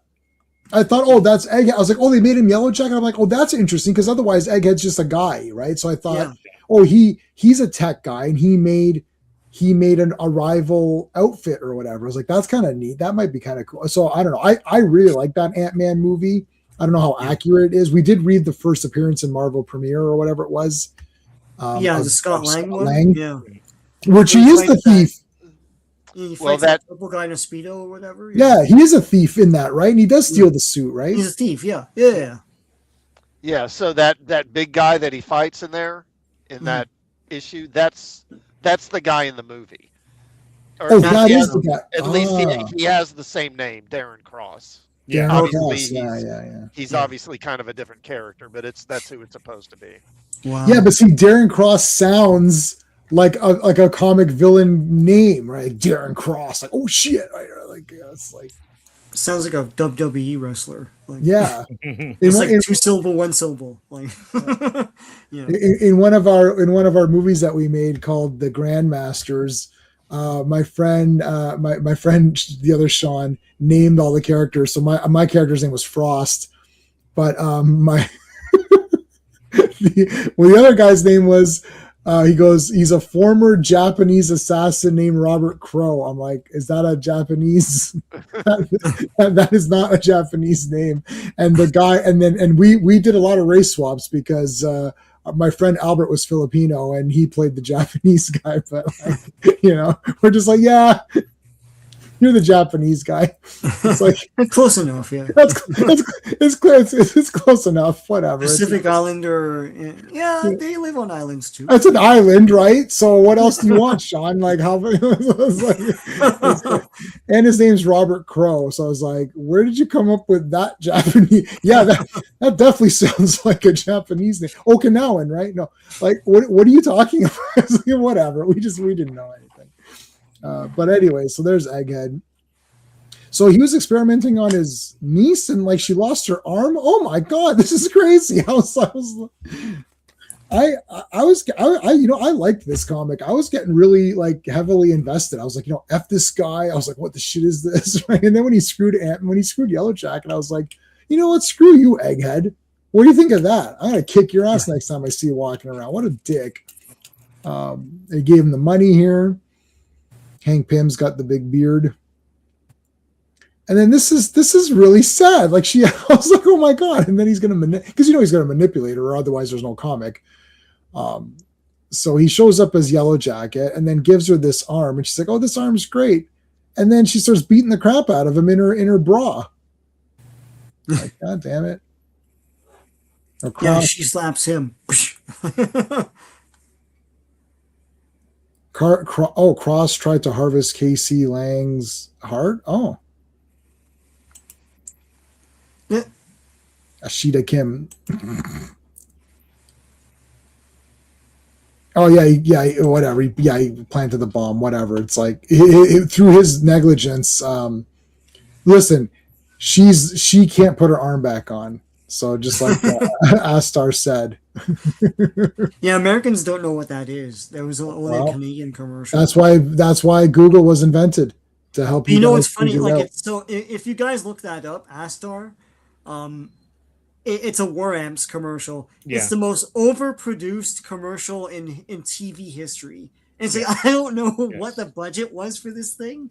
It's crazy. Anyway. Yeah, it's like this kick-ass android going through Yeah, this, like, and he's super flipping epic- around. And he's Yeah. got the flip out ears. And, Yeah, it's like super, and then his arm gets torn off, and then he puts it.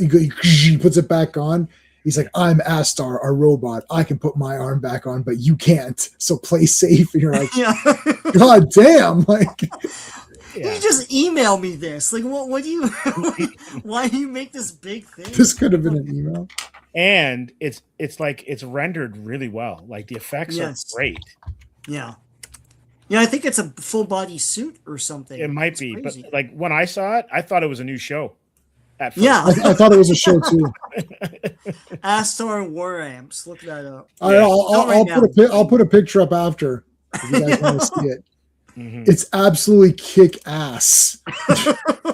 It looks like one of those, in the old days with the TSR books and all that, or classical, no, like like those cool sci-fi covers where every cover just looked the best ever. Yeah. It's just like Bangers, all of them. yeah, it looks like Yeah. that. I'll show you a screenshot afterwards when we're done this issue. Okay. So basically, Egghead. Let me see my notes. Egghead makes the arm for the niece. Yep. So then it takes over her controls. It controls her, and then he can control her through that. And then he's forcing Ant-Man to go steal this military stuff, which we'll find out what it is momentarily. And then, or he's going to kill her. And there's and if he tries to disarm her, it'll explode. All this stuff that's booby trapped and everything. So it's the typical superhero stuff. So the rest of this is Yellow Jacket breaking into this military installation and doing a lot of cool stuff here. And then he's looking for some adamantium, which you'll see momentarily. So first, they all go through and Ant-Man's this actually was very cool to show what Ant-Man can do, or Yellow Jacket can do. I'm just going to call him Ant-Man. What Ant-Man can do. It's pretty cool, attaching shit and detaching circuits and going in and taking shit apart. That's why I liked Ant-Man in the Civil War movie, because him going small and going in and breaking up Iron Man's tech, and he's like, who the hell's talking? He goes, why is there a voice in here? He's like, it's your conscience, Tony. We haven't talked much. He's like, wait a minute, who's talking? Who's here? This is super funny, man. That was great. So there's the adamantium. I'm gonna break in to get it. So Yellow Jacket tries to warn the Avengers, and he sets off sort of like an alarm signal to get them to come there. Yeah. If Yellow Jacket, he does call them now, but then it's a misunderstanding. Yeah. It's all messed up. And it's Mark Weisinger comics. Yeah, except just better, done better. Yeah. Yeah. Context. Yeah. Yeah. So here they come, and they're coming to escape, and then it's like, here comes the 4 Avengers. It's another one of those Fisher Price mini jet things. Yeah. Yeah. I think it's anytime. See, this guy Hull is different than the last artist last week, who did that. I think Gene Colan did that ship too. But the common line is Jim Shooter. I guess he wants this toy-looking ship. Maybe he was making a deal with someone that fell through, like a toy. Yeah, that's a good question. So now he's forced to fight the Avengers, or else they'll kill the girl. Whatever. So I like this, jumping on the shield here and shooting. All this stuff is cool. Ant-Man maybe isn't the best for in comics, but in the live action, it's really cool because going small and doing all that stuff is really neat. His design's really cool too. Yeah, it's there's a cinematic quality to that going small, and especially even in Ant-Man 1 when they're fighting in a briefcase and stuff, it's super cool, falling down and fighting. That's neat. There's something neat about it in the live action world. He smacks Janet again. Wow. Again. Wow. Well, she fell for it last time. Oh boy, get the other eye. Anyway, no, that's Yeah. Wow, Sean. Wow. Yeah, he got her again. So But when you think about it, Marvel's got Reed and Parker who've both hit their wives at various points. But the Parker one, that's how they should have handled this, in that they just ignored it. Like it's not really part of canon. Like I don't know if they really addressed it. She was canon. pregnant at the time too, I think. Yeah, she slams against a wall, right? Is that the one? I think and it's so. like kind of red. I think so. Yeah. It was in the 90s, no? Yeah, it was definitely in the 90s where they're trying to be edgy and it was just like But the thing about that, they just ignored it and that was it. And the fandom moved on because they're like, well, he would never do that, so this just doesn't exist. And that was it. No, like, trying to address it in canon, all this crap, and ruining the characters more, It's better to just not even bother with it, just be like, oh yeah, ha, ha, and then just forget it, and then that, because like every time, address it in the letters page and say, you know what, we messed up. It doesn't exist anymore. It's done. Kind of like they did when they had the dude change ethnicity between one. Yeah. Say, look, we messed up, and then move on. Well, it became part of Ant-Man's character now, and that's And the funny thing is that before the Ant-Man movie had come out, and before when the Ant-Man movie, when the Ant-Man movie came out, I'd read nothing. When that movie came out, Sean and I, in preparation for the movie, we coincidentally covered the first appearance of Scott Lang we said let's do the first appearance of Scott Lang because that'll tie into the movie. So we did the pod. That was in podcast days, not YouTube. So we did the podcast on it. And that was the first Ant-Man comic I read. And I thought, this is pretty cool. So then I went and when that movie came out, I bought the Tales of Suspense. I started Tales of Suspense with Hulk and Namor. I actually have the physical copies. So when Namor first appeared in Tales of Suspense, from that point on, I have every Tales of Suspense and almost all of Namor's comic after that. So Ant-Man was gone by then. So I went and bought the whatever Ant-Man movie deal, 50% or whatever it was on Comixology. Then I started reading Ant-Man. I thought, this is kind of neat. So I was actually reading quite a lot from the beginnings because I liked that movie so much. But the only thing I knew, whatever date that movie is that Hank slapped. And I was like, it's just he's an asshole. Because in West Coast, in West Coast Avengers, he's just normal. Yeah. Right. Like the West Coast, because I was collecting West Coast Avengers, but he's just a normal guy. So to me, he's just scientist guy. In my head canon, in my memory is that he slapped her and then they kicked him out and then he was never a hero again. That's literally what I thought. Mm-hmm. So if I thought it, then the general public thought even less. Right. Yeah. Like he's the star of the Saban Avengers cartoon. Like they tried to move ahead with him, but that's the thing with a story like that. It just always dogged him. Mm-hmm. It's like that's what most people know about him. It's like before Iron Man, most people knew that he was a drunk at one point in the yes. Comics. And when they announced the movie, I saw several headlines online and also in the news, like entertainment and stuff. Calling him the alcoholic superhero.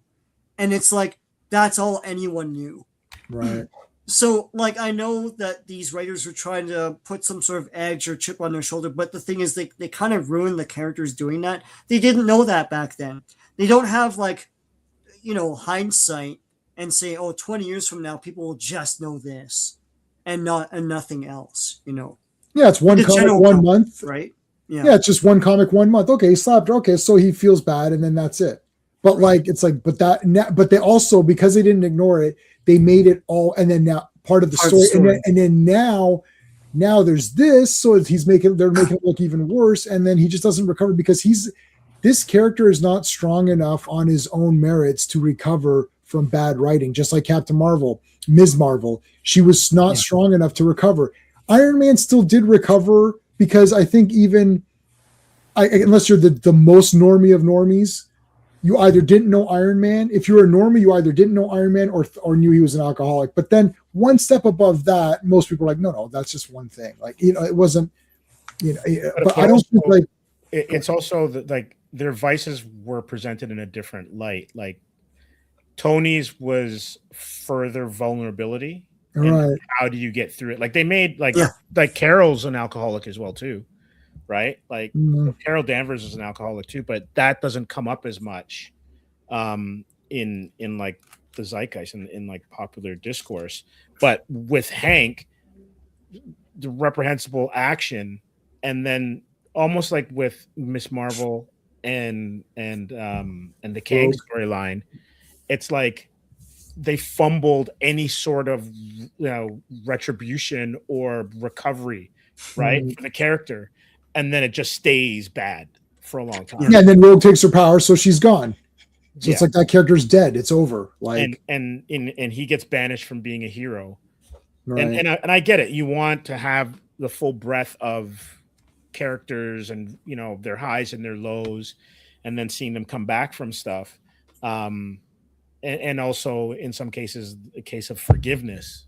In this case, with domestic abuse, but it just they fumbled it. I don't think they knew how to handle it properly. Well, yeah. Other than the Skrull thing, nothing explains his general attitude. Like he made that speech against Cap, and it's like, yeah, but that's a choice and decision, not really a circumstance. So this guy's an asshole. That's the character now. Oh no, he's a Skrull. I'm never going to believe that. How come Jan got off with burning the toast? No one ever goes back to her. Yeah. You burnt the toast, woman. Boom. It's like it's not that hard. You set the thing and press it. So I didn't read that when you guys were doing it, and I can't remember. That wasn't it, was it? No. That wasn't it, J-Man. Oh, thank God. Thanks, God. Thanks, God. You totally saved me, because I was like, "There's no way that was the impetus." Oh, maybe Sean, were you not here when Manliness said that? He goes, "Yeah, but she burnt the toast." I was like, "That's true, she did." I can't remember. Probably. That was today. Okay, yeah. Maybe you stepped away, but no, Manliness, like, she burnt the toast. I was like, exactly. So that's what happens when you burn someone's toast. It's you sit down to a nice breakfast, you're looking forward to your toast, and it's burnt. It's like, yeah, no. What happens is he has his back to her, and then when he turns around, he slaps her. No, they're supposed to be. They're having a meeting. And she's taking forever picking her outfits. So then he burns one of the. She's like, "Oh, should I wear this costume or this costume?" And he burns, like, he literally zaps one. That's of them. the opening. Yeah, that's the. That's true. Yeah. Yeah, and then and he goes there. Now you have. Now you have one choice. Yeah. Now you have one choice. Yeah. Complete asshole. Yeah, it doesn't even make a whole lot of sense, because for a while, he had almost been kind of like reluctant to be an Avenger. Right. And he had left the team a couple of times before, basically saying, I'm more comfortable in the lab, or I'd rather just work in the lab or whatever. And then in that issue, suddenly he's like desperate to be an Avenger again. Yeah. Yeah. They brought him back to ruin him. Yeah. Because the lab, basically, he's not doing anything worthwhile in the lab or something. But I don't know. And then he's like pissed at her because of that. But it's Shooter's interpretation. That's the thing. Like, that happens when Shooter takes over writing. So, and before that, as you're saying, Classic, he had different priorities. Yeah. So, again, I think we have to bear in mind, because we'd like to think that, when they're doing these issues, they're like always like thinking of crafting the best story they can do, and stuff like that. But 99% of the time, they're basically just trying to get this thing done and get it published on time. Yeah, right. It's like when you're in high school or college and you're doing a term paper or something. Do you really do the best job on that term paper? No, you just get it done at the last minute and get it in so it's not late.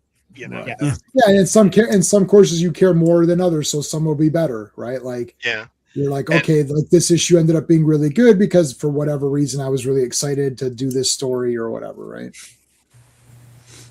Yeah. Anyway, so he's beating them all up because the girl's gonna get killed. And there's now there you go. The double axe handle and then what's his name slapped him. Oh my God! Right in the kisser. Right in the kisser. Yeah. The pie hole or whatever they call it. So Right. they're slapping him around like, oh my god. Jeez. Yeah, like killer whale. Yeah, pint-sized Hank is getting slapped around. Interesting. Yeah. All right. So now they got him. And he's like, no, Egghead made me do it. This thing was booby trapped. It's going to kill her. And they're like, I don't see any booby traps. And I don't see any they're like, oh, block his transmission because he can control her through this thing. It's like, I don't see any transmissions. So like Egghead stopped it all when it looked like he was going to lose or whatever. Egghead talks to himself saying that he stopped the the transmission. Yeah. It's a good thing I stopped that transmission. Like, Yeah. and so they don't believe Hank. And then now he's in jail. So he comes quietly with them. Come quietly or there'll be trouble. So he goes quietly. That's it. And there's a paper on a silver platter. There you go. Wow. Ex-Avenger jailed. Daily Bugle. What that trash paper? New York's newspaper. What the hell's going on here? Oh God, are we gonna have problems with that next week? Oh. How did that cover get? Are we gonna have problems next week or what? Fly today, would it? No Yeah. way. Yeah. So there you go. So we'll are we going to 121 next week? Let me see. Just up to 220, right? Yes, we're going to 220, Yeah, okay. and then 221 will be the week after. Yeah, so in 221 we'll get another membership shakeup. Nice. We'll have a couple of new members joining, and the book overall kind of picks up again. I mean, it's that period of like 150 to 200 is kind of like the heyday of the Avengers for me. But after this, it becomes a pretty solid book for a while. All right. So yeah, looking forward to that. So I'm gonna we'll do that. It'll be same start time. Check out here. I got this. I set this up for you. Yes. That's Astar the robot. So this is the actual commercial. Like it looks like this. Like look at the makeup on this guy. So what is this a commercial for? War amps. Yeah. It's just like It's like war amputees and stuff. prosthetics for kids and stuff. Yeah. And about being safe, that's so you don't lose your limbs and stuff like that. Yeah, so it's like this. Sorry, do they not have war amps in the States? Is it not called that? No, I've never heard of it before. Okay, so yeah, it's an organization that creates prosthetics for kids that lose their limbs and things, but also like veterans and stuff as well. So Yeah. I mean, we've got organizations like that, but I've never heard the war amps. yeah, okay, Yeah, so that's what it's called. Maybe you just So haven't basically, this guy's friggin' jumping around and moving through this like epic space area, and you're like, holy shit, this is and I was like, is this a movie? This is the greatest movie ever made. It's like we're like, what the hell? And then it's like, and then his arm gets destroyed. You're like, oh man. And then it's like he puts it back on. He's like moving around. It's like, yeah, it's all back. He's like, I'm Astar, a robot. I can put my arm back on, but you can't. So play safe. I was like, I want this movie. I don't care about playing safe right now. Like, where is this movie? I'm sure it's on YouTube. I can't play it. I'll put a link to it here. Let me see if I can find it on YouTube, and I'll put a. It's on YouTube in Retro Ontario. Retro Ontario. Retro Ontario would have it. Someone made like a longer one that's fake, but Don't look at. I'll send you the real one. I found it. Yeah. It's on Retro Ontario. Yeah, hold on. Oh my god. I'm looking at it. God damn, man, this is awesome. Yeah, oh shit, the ears oh my god. You guys gotta okay, you gotta watch this trailer. It's not, I don't know what it is. This looks better than Avengers Doomsday or whatever. Okay, hold on. Astar. And this was when? This is what, like mid to late 80s? Mid 80s, yeah. Astar the robot. So when did that come out? The story behind the weird PSA war amps.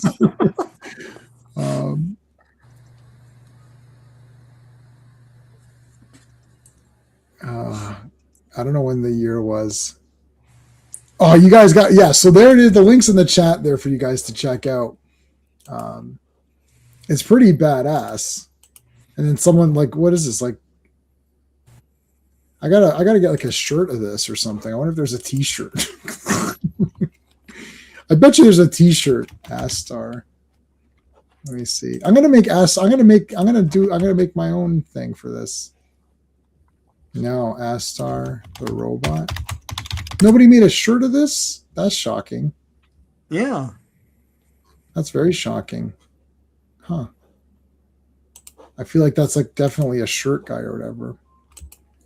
Astars when you eat when you eat too much Taco Bell. I do like Taco Bell.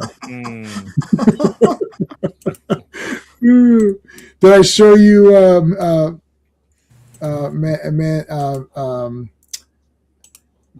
manliness? You said you liked Sleepaway Camp. There is me and Felissa Rose. And then we did a photo. I've got like a million photos with her. I talked to her for a long time, and then there's her doing the face.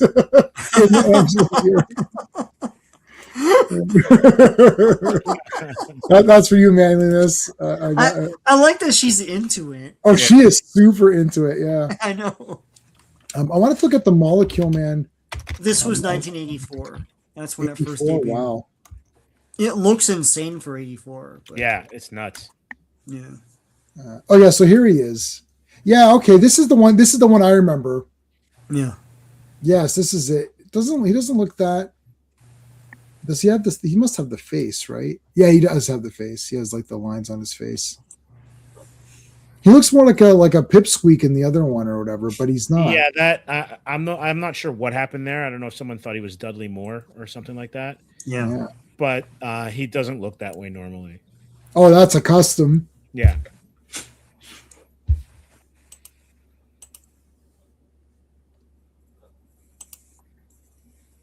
What's the one you? So you're saying Molecule Man, Secret Wars? Yeah, like in the comic. They didn't make a figure back then, but he hooks up with Volcana. Was that her name? Yeah. Yeah, Volcana.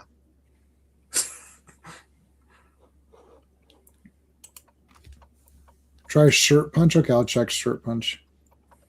Gave you nightmares as a kid? I don't know. I saw it when I was young. I thought it was hilarious. I was completely stunned at the. Have you seen Sleepaway Camp, Steve? No. Okay, so you don't know. Okay, hold on a second. Do not chat. Don't say anything. Don't say shit for just a second here. I'll watch it after we're done. Okay, hold on. Classic comics. You've seen Sleepaway Camp, right?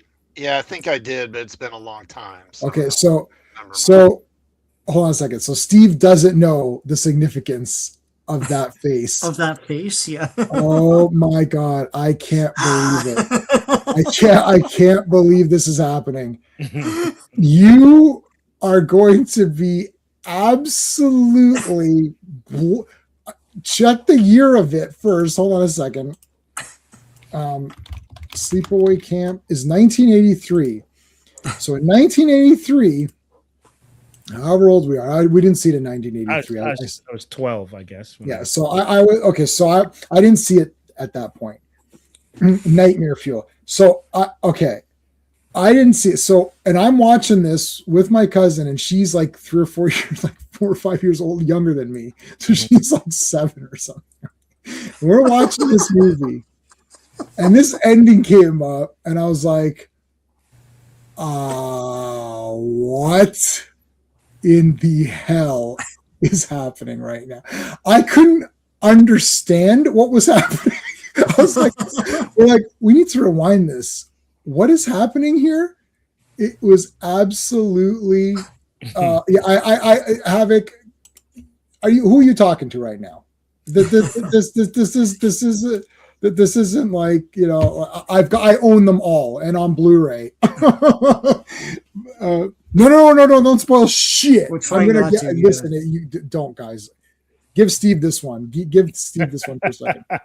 So we're sitting here. We're like, what happened? I was like, okay, no, we need to rewind this because what is that bad, eh? No.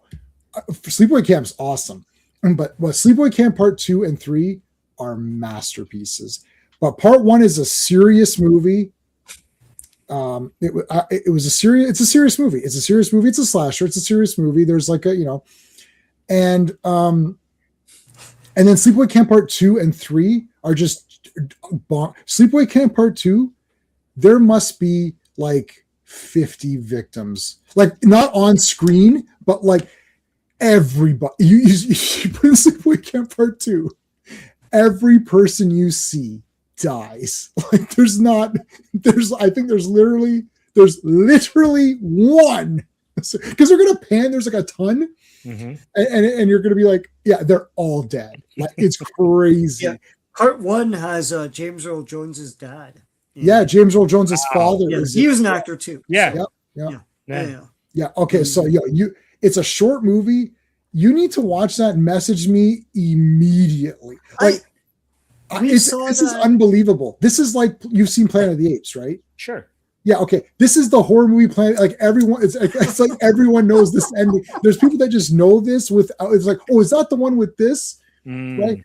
Because there's another movie called Pieces, which I will tell you the ending of. The only other movie where I had to rewind was Pieces, because throughout the movie, this guy yeah. I have to do this. Okay. There's this movie called Pieces, so you can tell what it is. So the guy's going around and cutting up women and assembling the perfect woman, like it's Frankenstein. Yeah. So you're like, okay, so he's assembling. At the end, it comes to life and like grabs his balls and like rips them off, and that's the end of the movie. And I was like, wait, what happened there? I was like, this thing is alive. Like, at no point in time was there ever any hint that this was actually going to be alive at the end.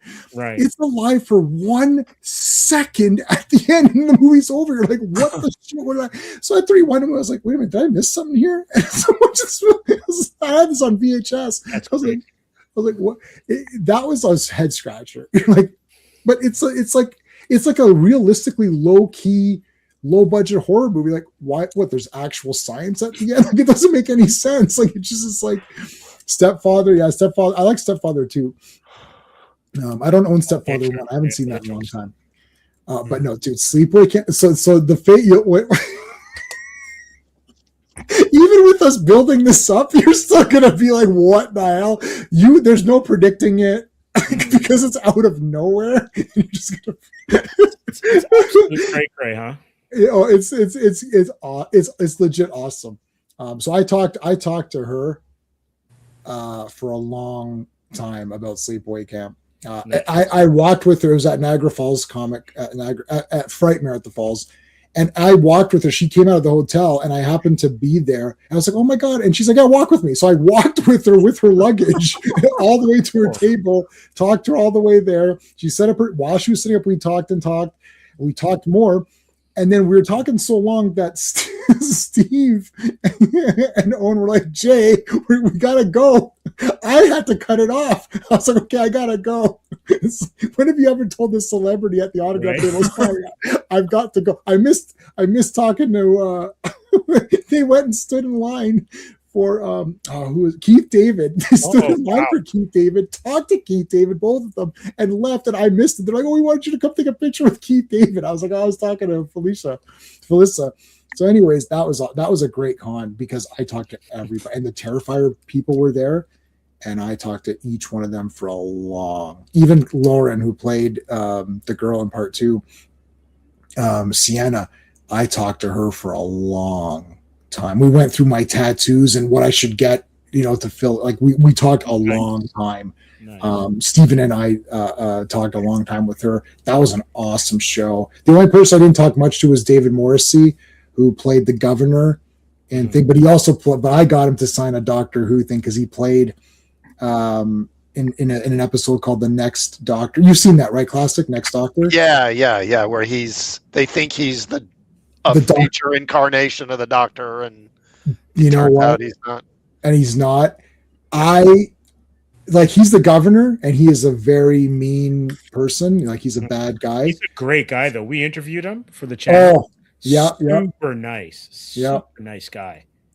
Yeah, no, dude. But this Doctor Who, I it's not an emotional one, but I get emotional because it's not a spoiler. Like the guy thinks he's a doctor. So something happened. It's like a weird thing. Like the doctor's memories got infused into this normal person.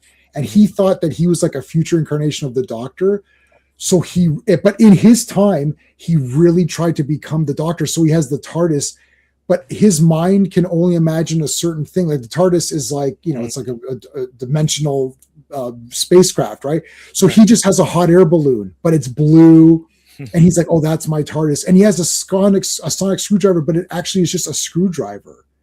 And so he tries to and he goes, well, the doctor always has a companion. So and he remembers Rose as a companion. So he gets a woman whose name is Rosita, and he's with her. So, and he's really trying to be the doctor and save people and help people just based on these false memories that aren't his, based because the Cybermen he got one of the Cybermen technology. They have these things where they've got these info rods or whatever, and it went on him, and he thought he was a doctor. And it's so sad because he really thinks he is the doctor, and then it finds out he's not. Yes, and he had lost his family or something like that. That it? He had lost his family, and so he basically kind of took on this other life, I think, kind of to cope with the grief or something like that. Wasn't that it? Yeah. So like he was in like he had lost his son. Everyone died, and it's like his wife died, and his son was taken, and like he just had to deal with it. And then this thing happened, and he just like kind of fell into this, and he really thought he was the doctor. It was fucking awesome. Yeah, it's a good episode. And at the very end, he says this awesome thing where he's like,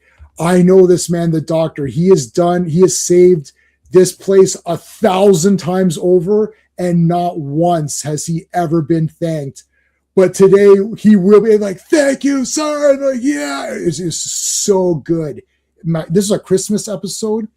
Wow. Damn awesome. And like, and the other thing was like, you weren't sure because David Tennant was kind of winding down. Mm-hmm. So you weren't actually sure. You're like, oh, because the doctors connect to each other all of the time. There's many episodes where they're together. Yeah. The 2 doctors, the 5 doctors, like they connect all the time. So you're like, maybe, is he going to be a doctor? But then you're like, but no, something's off because why is this happening in this way? It's weird. It's just you could tell it was weird. Right. It's like, there's my TARDIS. Like, that's not it. But the 10th Doctor doesn't know if that's his future self either. Right. So even he's thinking like, oh, maybe because the guy dressed nice. Oh, it was so good. That's a damn awesome episode. And it's very cool. Like when he's like, he's done this deed 1,000 times, has never been thanked. It's like, yeah. And then as a gift at the very end, as a gift to him, he lets him go into the real TARDIS, and he's like, "Oh my god, it's crazy!" Like, he's like, "Yeah, that is awesome." So David Morrissey's the best. We talked a little bit. Actually, David Morrissey. I don't know if I told you this in classic. You'll appreciate this. So they took my phone. I don't have my phone with me, but they took my phone to take pictures with me and him together, and I had Avon from Blake 7 as my background, as my case. So they said they took pictures and David Morse. It was over. I talked, got an autograph, and then it's like, okay, we'll take a picture. And then I was about to leave, and he stopped me. He's like, wait a minute. He goes, is that Avon on your phone? I was like, yeah, Blake 7. He's like, what? He's like, I love Blake 7. I was like, we're going to continue talking. And the next person in line was like, oh shit, because they were going to go. I was like, listen, first of all, it's Blake 7, so go away. Like, you need to stand to the side. I don't care. I pay good money now. So we're talking. He's like, I love Blake 7. He goes, wait. He goes, how are you watching this show? I said, no. I've been getting. I had like a couple of DVDs and the Blu-rays were coming out. So I was like, yeah, I was able to like watch it. I was like, and then I said I pirated it so I could watch the whole thing. But I've been getting the Blu-rays. He's like, oh my god, that was like one of my favorite shows. It was so random. It was like Blake 7, and he stopped. Yeah, he stopped me. He's like, oh, is that Avon? He knew everything. He's like, is that Avon? I was like, yeah. I was like, you're the only person who's ever known that. One of the stars passed away. Yes, Villa. Yeah. The way Michael Keating. Villa is the only character that's in. Oh, did he die recently? Yeah. Yeah, last week, I think. Yeah. Oh, I didn't know that. Oh, yeah. Okay. Villa is the only character that is in every episode of Blake 7. My favorite character, one of my favorite characters of all time, is Avon. And I remember Clobby once privately, we were talking. He's like, what's your favorite episode of Blake 7? I said, every episode that Avon is in.